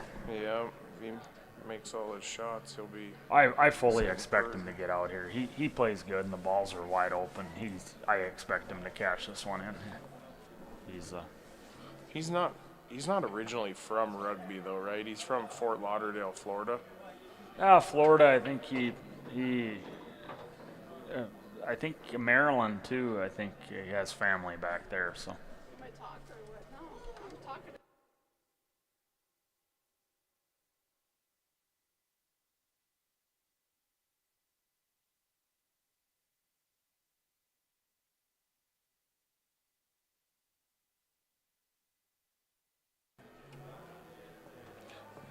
Brian, you still in?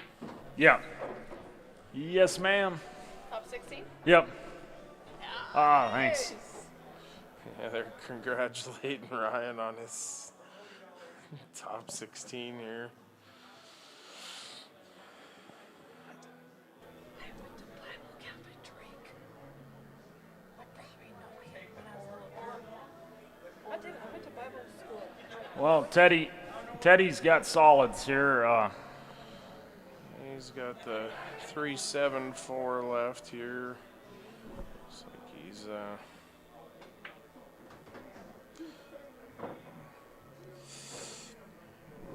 don't know if I don't think he got the shape he wanted on that 7 ball. He's gonna have to transition up to that 4 ball, make a steep cut. Hopefully he can get his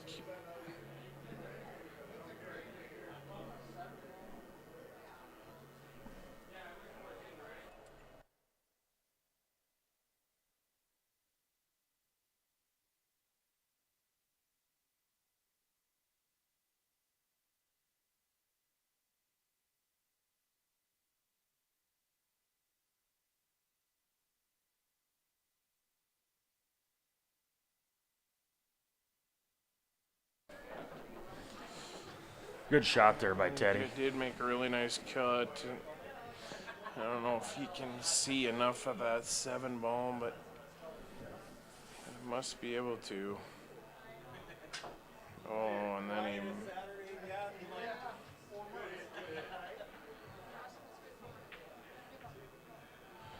He's gonna switch his shaft out. He doesn't like that shaft. He's the tip and that, but. Wow, what a opportunity here for Josh to take a commanding lead here, huh? Yeah. I mean, these are way wide open.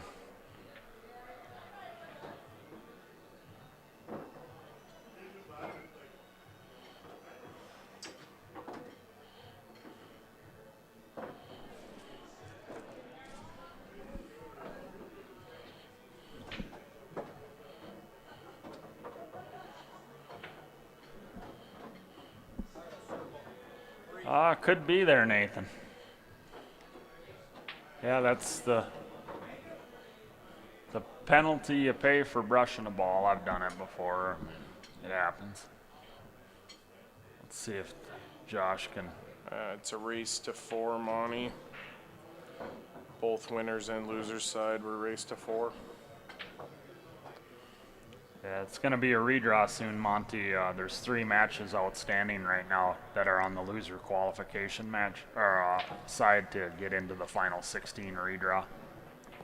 So, and Josh is making quick work of this road map here. Yeah.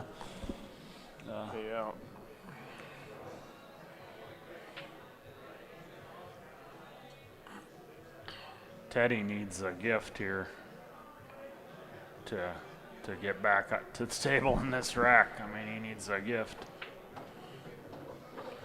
The way Josh is playing, I just don't see it, but I thought Teddy was out too, but Teddy's out was quite a bit more difficult than this one was. Yeah. I mean, he has had nothing to go around at all. He's had no interfering balls to have to navigate around at all.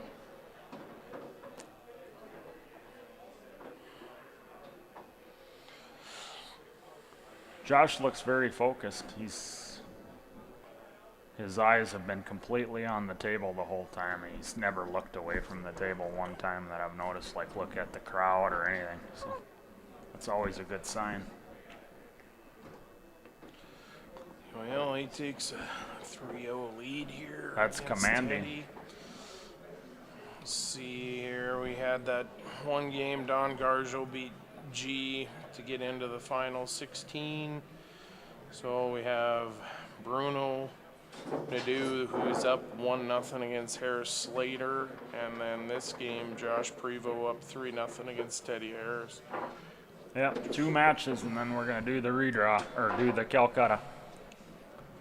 So if you're in the area, if you're out in Sydney right now or within a reasonable driving distance that you can get here in probably 15 minutes or maybe 20 minutes, Yeah. maybe 30 minutes, 30 minutes probably. you could be here for the Calcutta.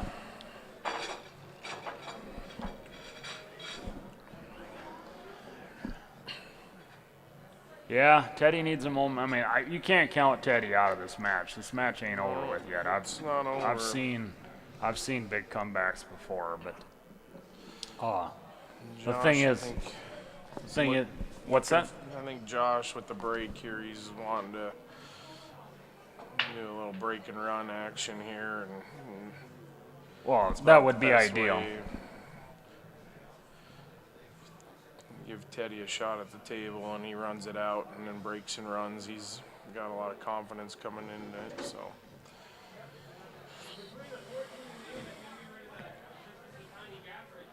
But, you know, Josh got a minimum of 2 breaks. Yeah. That's the worst case scenario for Josh is he gets to break 2 times. And Teddy could run 4 racks out, 2 dry breaks, 2 scratch breaks, and 2 break and runs. Yep. And so Josh is in a pretty good position here, but I'll tell you what, all it takes is if he gets back to 2, the heat's on Josh. If Teddy gets it to 2, then the pressure starts to... Balls are falling, and he's got a pretty decent spread here. Yeah. Looks like we got 1 stripe down, and 1 stripe, 1 solid went down.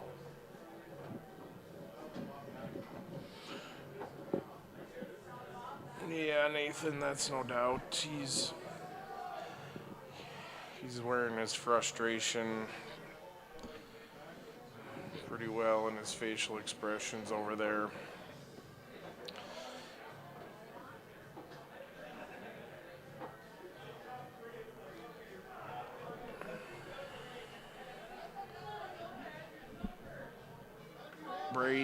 Bradley, I'm not sure, but I believe they want to try to get to at least the final 12, maybe even the final 8 tonight here.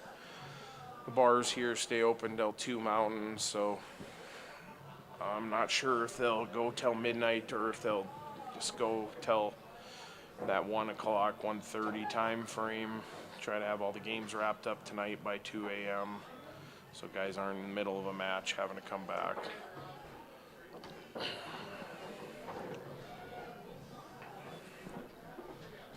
Josh is looking really focused. really determined. Yeah, he gets that ball, gets back to that one, runs that one up the table, and then he's got the 6-7 or 7-6, vice versa there. That 7, once he moves that one, is clear to the corner.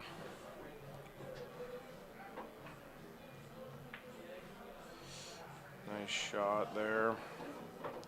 Yep, you take the 7 and the 6, and it's could be curtains. Yeah. Good pattern here by Josh. I mean, the balls were laying there, but Yeah, he's getting in a hurry. Just hopefully he takes his time here and gets a good leave on this 8 ball. And yeah, there he goes. Teddy's throwing in the white flag there. Didn't even make him shoot the 8. so congrats to That's to Josh on making it to the final 16, and we got one more here to wrap up. That's playing on one of the outer tables there that you can keep track of on Score Julio, and I'm sure we'll be back here for the final 16 after Yeah. the Calcutta. yeah. I mean, I'll probably be back at some time depending on if I play. I don't know how much commentating I'll do. Yeah. How much commentating I'll do during this final 16 though, just because I might either be playing or I don't really want to. I might go for a couple walks down around town here, a couple blocks, just to get some fresh air and clear the mind too in between matches. But Yep. definitely I might step in, if We'll probably We'll leave see. this cameras rolling, then you can watch.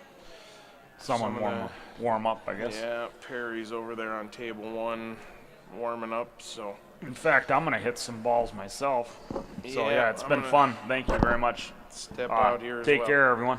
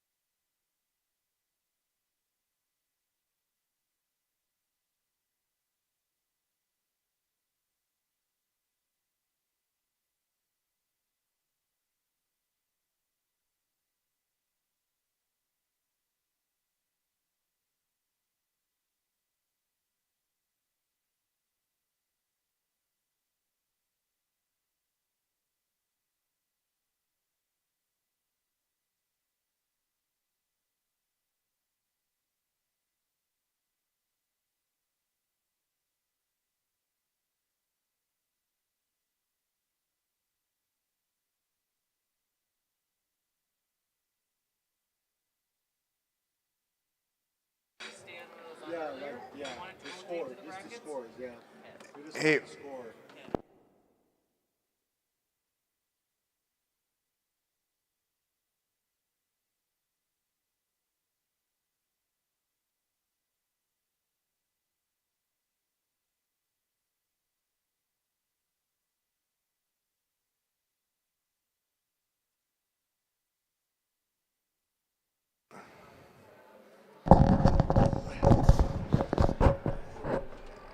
Oh, you're live, by the way.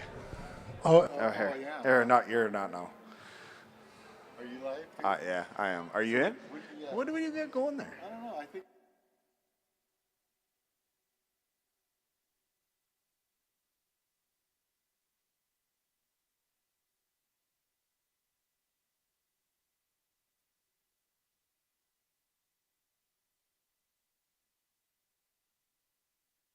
There, Tyler. So what do you think, Tyler? This is your first tournament here in Sydney, Montana. So what do you think of what's going on right now? It's it was more than I expected. Let's put it that way. I'm very impressed with the tournament itself, the venue, and the equipment. The equipment is very good. We just got done with the Calcutta, and that was eye-opening, to say the least. But yeah, it's definitely one that I'm putting on my schedule for next year.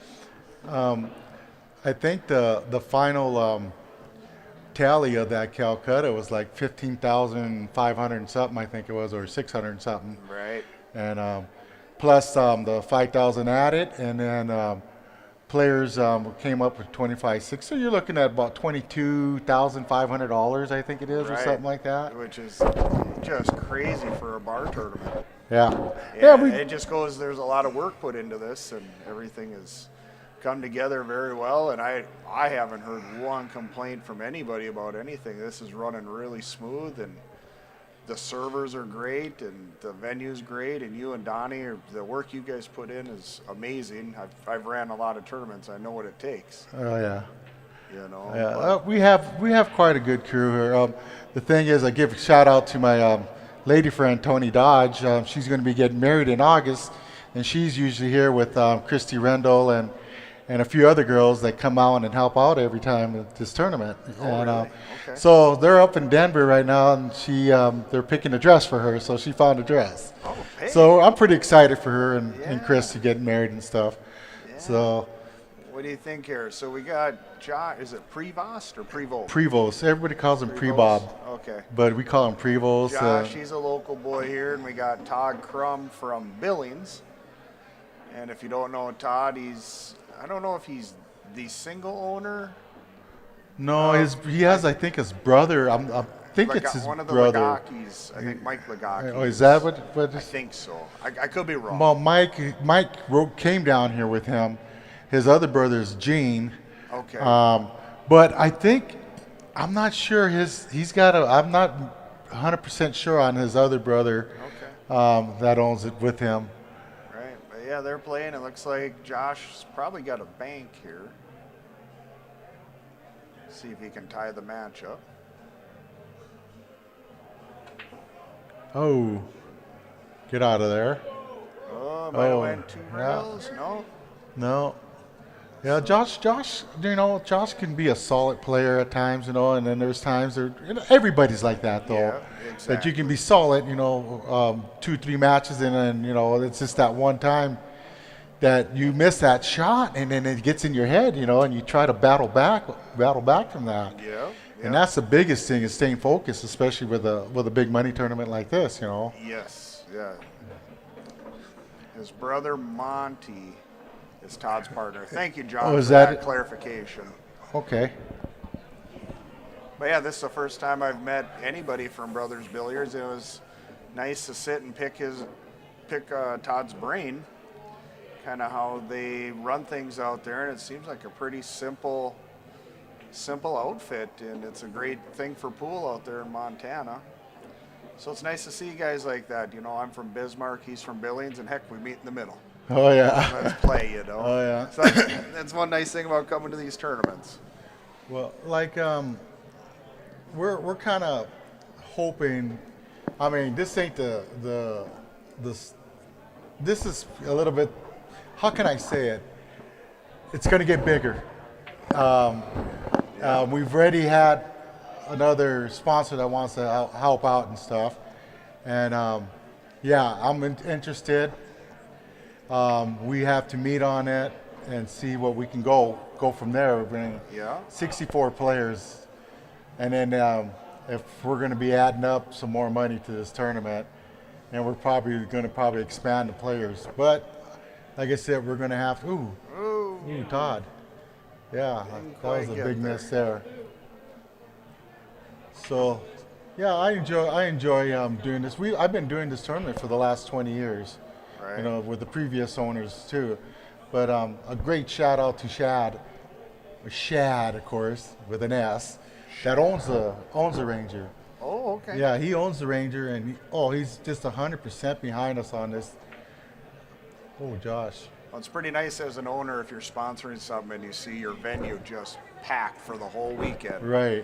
From 10 in the morning till what did we get out here about 2 o'clock last night? It was about, we all got kicked out at 1:30. 1:30. Yeah. So I mean, that he's seeing his money coming back. So that's awesome that he's willing to do that. Yeah, he's great. He's a great and guy. he's got a great team here working. Yeah. I'm really impressed with this location. So Yeah, so next year you guys see that flyer come out, and you make sure you get your names put in right away, because if you have to cancel, we can always work off the waiting list too. So just be aware. We try to do it in April. Usually the week before Easter, we try to get it done. So, yeah. That way you can buy your kids a real nice big Easter basket, right, Tyler? hopefully. Yeah. Hopefully, yeah. No, I think I might even prepay you for next year's tournament. 'Cause I'm here, you know. I'm not a PayPal, Venmo type of guy, so I'm here. I'll just give it to you. And if I don't show up, put it in the pot, you know. Right. Share it out. I do gotta apologize and make a statement here for our last year champion, Jim Winters. I do apologize to you, Jim Winters, if you're listening. That I did quote unquote say that your entry fee would be paid for this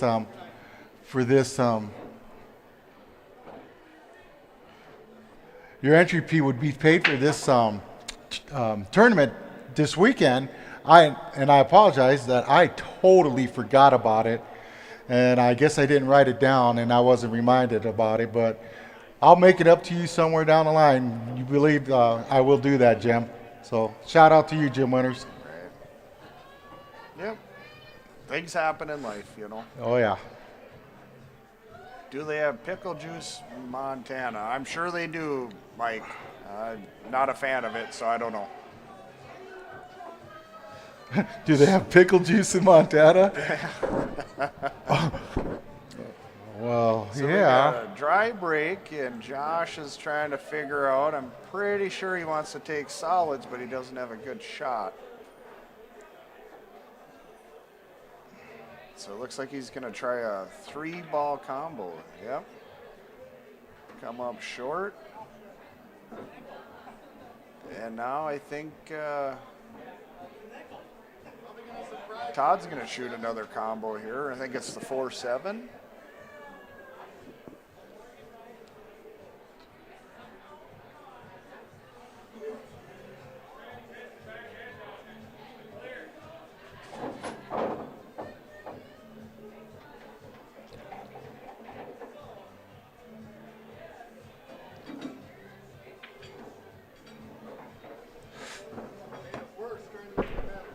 Makes a combo, but I think this will work. If Todd looks at it, he can shoot the 5-ball in the side and hold it for the 3 to shoot the 3 in the corner. And then he's off to the races. You know, I do believe over at Brothers Billiards, they have them diamond tables they play on. Yep, right here. Yeah, and I'm sure Todd's probably like, wow, these pockets are a little bit bigger, not as tight as they, you know, you can get away with some of these shots. Right. Hey, I'm going to have to. You bet, buddy. Jets suck. Just 1%. I thought I seen that. Because we were going to do 10%, but if you take 10% of 15,000 or whatever. I remember last year we figured it all up and then Chad threw a second. So Chad just threw a 1% in there. I think I'm gonna fly So Todd's looking. I think he wants to bank that ball. I don't know. I don't agree with that. I think if he would have looked at that 5 on the side. Oh, he plays it safe. Smart shot. Keep it ugly. It's $150.75. $150. Just call it $150. I'll tell Chad tomorrow. If you want me to, Maybe straight. you can just let I'll him just figure tell it out. him that. I can do it. He'll know. I Keep can on the text it camera. to him. So, But I'm just saying we could just Oh, figure yeah. $150 and keep. Then you'd have Twist. 475. Keep going. Keep going. Keep going. Keep going. So you'd have $1,495. Keep going. If you scrap that. I'll talk to Chad. Perfect. Thank you. He'll be here tomorrow.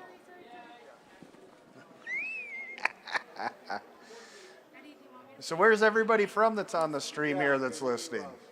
Write something on it.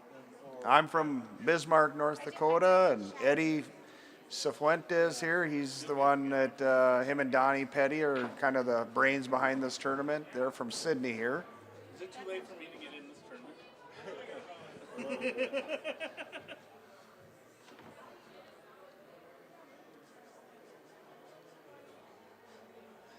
So Tyler, I've been watching you play on these tables, and what do you think of these tables here?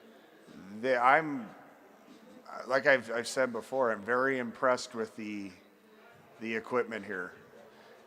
I think most of them are brand new cloth, and you said it's a person donated brand new balls. That's amazing. Yeah, Wilt Wolf actually out of he lives up in Circle, Montana. One day he texted Donnie and told Donnie, hey, I'm surprised Ed, don't tell him I'm going to buy some brand new pool balls for you guys. Wow. Well, sure enough, the next day, Wilt texts me and says, hey, I'm getting you guys new pool balls for your tournament and stuff. And I'm like, wow. Wow, that's very generous.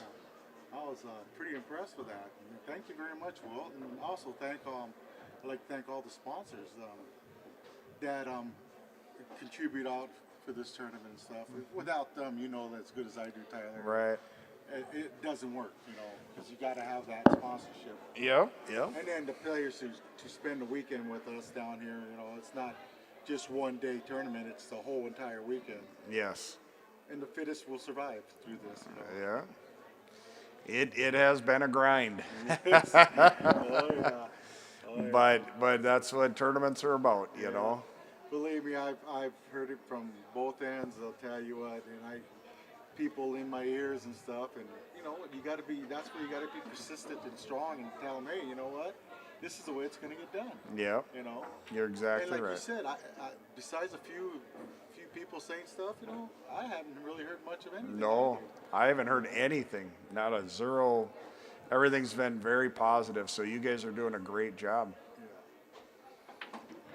But Josh is trying to get out here. Yes, he is. He's got an 11 ball there that's buggered up. Is this the 8 ball down here in the corner with that 6, or is that? Yeah, this is live right here. Okay. So this is 10 seconds delayed. Yeah. So what yeah, I'm that's saying, the is 8. that the 8 ball with Yep. the 6 there? Yep. Okay.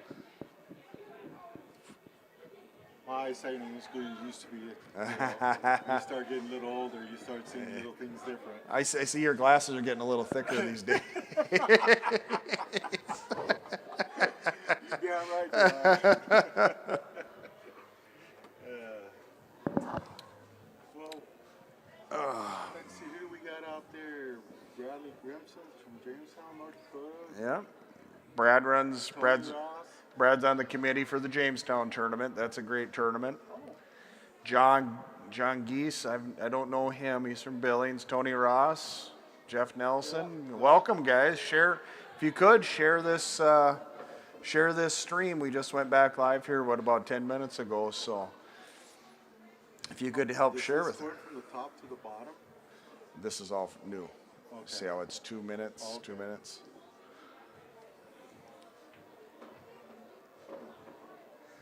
Well, Todd looks like he's in pretty good shape. yeah, he made a breakout and came out smelling pretty good. Oh. There's some good, solid players in this final 16 match here. I mean, Oh, there's yeah. Not one slouch. Well, and I'm going to tell you, when you get the kind of money that we're playing for now, there's some nerves involved now, you know. Little shakiness of the backhand, and very nice out by Mr. Crum. So he's up 3-0.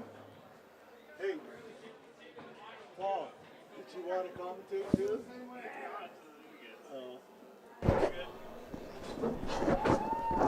And like we have all these people, and we're going to call them railbirds, huh? Watching Right. these turn. Yep, there's an old term that if you're a railbird, you'd be trying to, you'd be on the rail gambling. Not on the Yeah, players, yeah, so.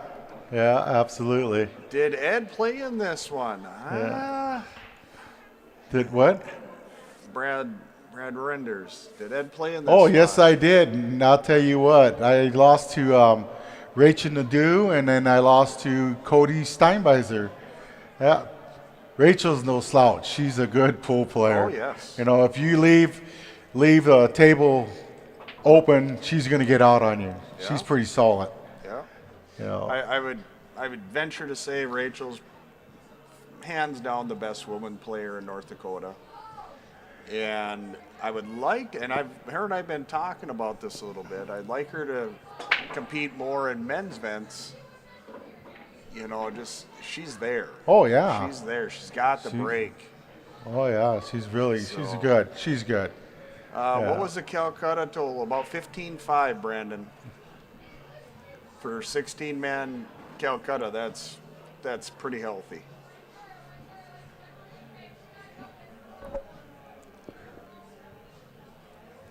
And like I said, that's 15,000, or excuse me, 5,000 added and 2560 for players. So Right. you add that all together and come up with what? What did we say? 22, 22.5, something like that. Yeah. No, you've the work you guys have put into this. It shows, and everything's running really clean, you know. And Yeah, and you know, Rachel approached me with this few months back about coming up here and doing this with Railbird and you know, doing this Scorholio and stuff. And I was kind of leery about it, you know, and me and Donnie talked about it, and along with Chad. And we thought, well, okay, well, let's give it a shot and see what happens. Well, Right. you know what? It's the way to go. you like it? Oh, I like it. Well, it's running smooth, and Yeah. there's no really paperwork Well, involved and into it. You it's know, nice, you know, like there's tablets at each table for the scores. All the spectators know, you know, we're not looking where the coin's at on the table. Right. Little Right. sheet, you know, everybody knows Right. what's going on, and everybody at home can also see on the app, on the Scorholio app, what's going on, and it's all live. It's right yeah. now, you know, so it's really nice, you know. And you guys have it on the big TVs out front. You have the live stream and you have the bracket up. I mean, it's oh yeah, technology. Some days, you know, I'm kind of old school. oh yeah. I don't like Paper I didn't and like pen. an iPhone at first. Now I can't live without it. You know. Yeah. But no, I think this was a good move on your guys' part. Looks like Todd might have an out here. Is that the 13 that's hiding over there behind that 7? That is the 13. He's Yes, got to it try is. to. He's going to have to try to get over and try to get that nipped out of there a little bit, because the 8 looks wide open. That 9 could possibly go down that bottom corner there. Well, ideally, I think he wants to come between the 4 and the 9? And Yeah, hit the absolutely. 7. Oh. He got a little in trouble there. Yeah. Does it go till bar close tonight? Eddie, that's up to you. We actually get kicked out of here at 1:30 in the morning. So what we're tend to do for now is try to get this first round completed, you know, and see where we're at for time. Right now it's 10:30. We might be able to get a couple rounds out of it, I you think know. if you're going to do the first 2 rounds of winners or something, I think you'd be able to get that. That's Yeah, I'm thinking too. 12 So matches, you know. yeah. And then what time are we back? We're live going to try to tomorrow? get back down here at about 10 o'clock in the morning 10 and o'clock. get you guys rolling. I know there's people that got to drive 4 hours or drive even 8 hours to get back home, you know. And I think And just for that- all the viewers, that's mountain time. right. So yeah, it's to travel to tournaments. That's the biggest thing, you know, to get out there and try to make it. And then the hardest part is, damn it, do I have to go back home? You know, now it's a drive by myself. Right. You know. So yeah. Yeah, I got tickets to a football game tomorrow, indoor football in Bismarck, and I don't think I'm going to make that. That's at 3 o'clock in the afternoon. Oh Like I yeah. told my wife, I says, I hope I miss it. That means I'm doing good. Yeah. It looks like, I think Jeremy's up. 2-1. Who's Slater playing? He's playing Wade Hudson. Wade Hudson. Somebody's up 2-1 over there, and I used to be able to switch this. Maybe watch this. Oh, there we go. There you go. Oh, but the score stays with it. Okay. Yeah. Oh, You no. might go down here, yeah. Okay, we'll get back on this. Rachel's gonna get mad we're clicking buttons. Come back. I don't know what happened, Rachel. Yeah. Mr. Grimson, you are right. The drive is better with a pocket full of cash. I agree with you. You kind of smile all the way home. Yes, it is.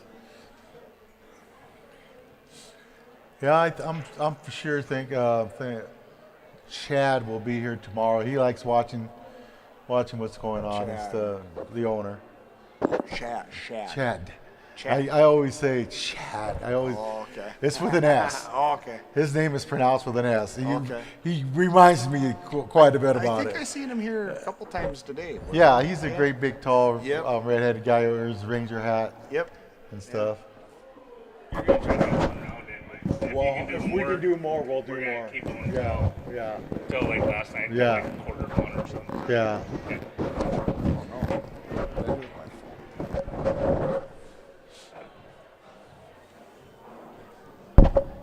It's never good. I gotta go find my phone.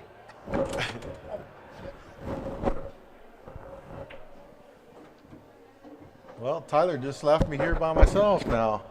So we got Todd Crum here, and it looks like he's got a good possibility of getting out here. He's just got to get that 7-ball out of there. Or maybe not. He could probably shoot that in the corner.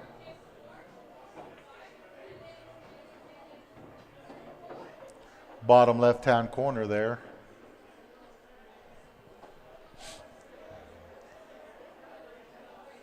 No, Bradley, no, the Steinbarger's boys lost out.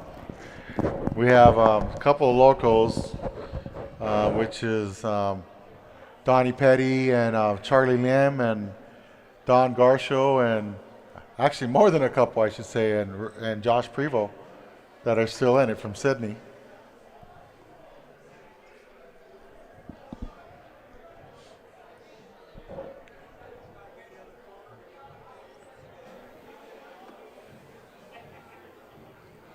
The other matches are going pretty good.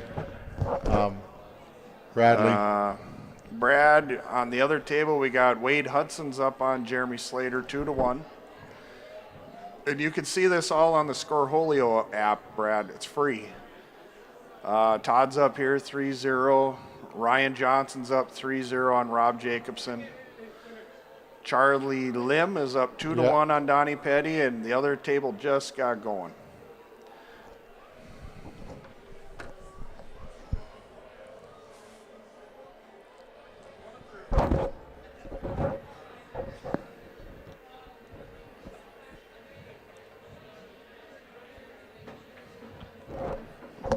He didn't want to hit that ball there. No. That ball is going to be trouble.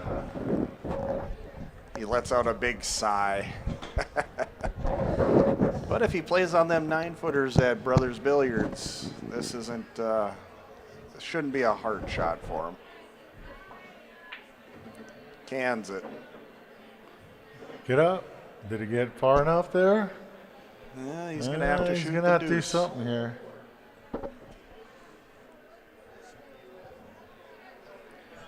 Brad, try getting out of the app and just go to the website. That's what I had to do. And when you're on the website, there's the main bracket that's finished, and then there's a separate bracket for the finals. You can find it there.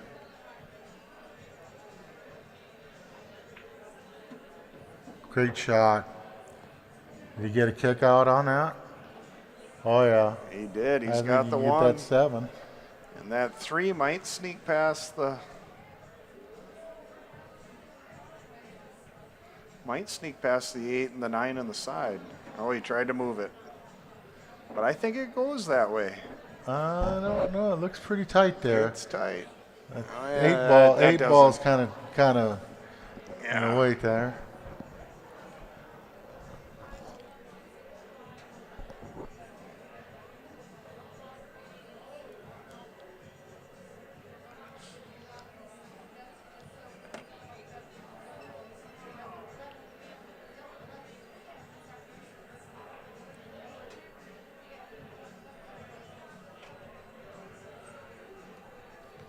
Try to skim it off the 9 here, maybe? Yeah, that's what he tried. Left it in a decent spot. Yeah. Oh, this is Left where Josh you, a tough one. you gather yourself here, Josh, and make this shot. Well, he does have the 9. He is straight Yeah, in on the 9. that's what I'm saying. Okay, I thought he had just the 13. But still, I mean, This is where just a long straight shot Yeah. like this is all fundamentals. and just Man, like that. just Good shot, drilled it. Josh. Yep.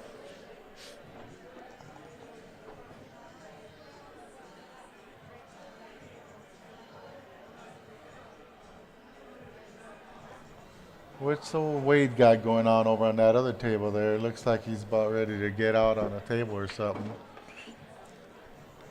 Can't really see. Click over here. There's Wade, and this is Jeremy? Jeremy Slater and Wade Hudson.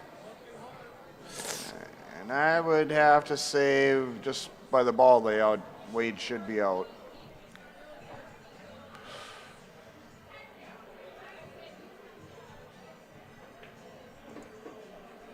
Good Back shot. here, and Good Josh out. gets out here, so it's 3-1. He's happy. Yeah. While they're racking, we'll go back over to the other table, watch what Wade can do over here. So we basically got like Billings right now against Sydney. The local yeah. boys, you That's, know. well, Jeremy's from Trenton. Williston. Well, yeah, he lives in Trenton. Yeah. So, yeah.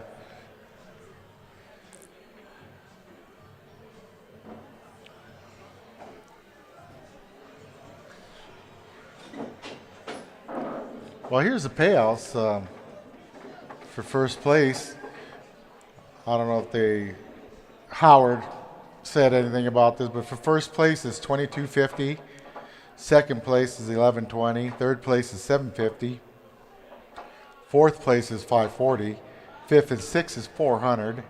Seventh and eighth is $300. Ninth and 12th is $200. And 13th and 16th through 16th is $150. And also, the last woman to be in the bracket was Rachel Nadeau, so we gave her $200 for being the last woman on the bracket there. So I thought that was pretty, since we bet. had these women playing and stuff. You bet. Little incentive to get them playing. Yep. And that's one of my things I've been talking to Shad and Donnie about trying to get a women's tournament and here in Sydney started. And if we, like I said, if we have the sponsors to cover it and stuff like that, we can do it. Right. And it all depends on that too. And Right. how And much, Montana has a lot of good women players. Oh, yeah. Yeah, and not just Montana, Wyoming has some too, and Right. so does North Dakota. North Dakota has some good women pool players. Yeah. You know, all over the stage, you can say. Yeah, yeah. You know. All right, Mr. Crumb's going to try to figure this one out to end the match. And he does not No, you want don't what like he that. didn't leave himself much. He's shaking his head there. Wade Hudson on the other table. If he makes this one, he Ooh, did he get far enough? should. I don't know. That's it looks close. Should we real look? close. Switch tables one more time, guys.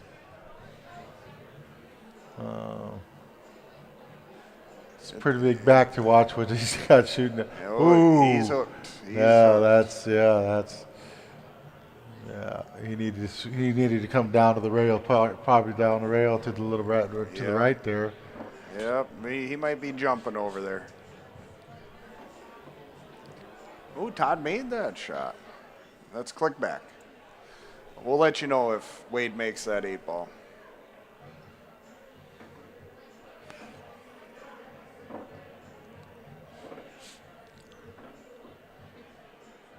Yeah, looks like he's going after it. Some spin. Oh, nice Oh, shot. wow. Wade cut that ball all the way in the corner. He did not go on the side. He cut it all the way down. Great shot. I think his nickname in Billings, is it the Hornet they call the Wade Hudson, you Yep. Billings people down there? I've heard that. See if Josh Geese is on here yet. He's from Billings.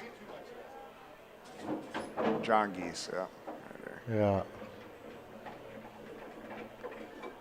We have 4 women on the WPA from Minnesota. That's great. I know April Larson. That's it. There's the app if you Yeah. want to follow The bracket. brackets live. Yeah, oh, Todd Crum just got out on Josh there. Todd So just beat Josh. we'll see who's up next here. And I'm sure, is that your calling or is that It should be me. So right now, Todd has the tablet over there. You can see his feet in the stream. He hits submit, and it gets live updated. Like right now, if you're on the app, you can see that I'm up against Harris Slater right here.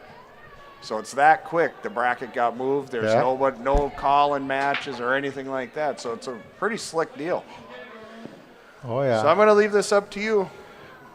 So I'm signing off. Thank you.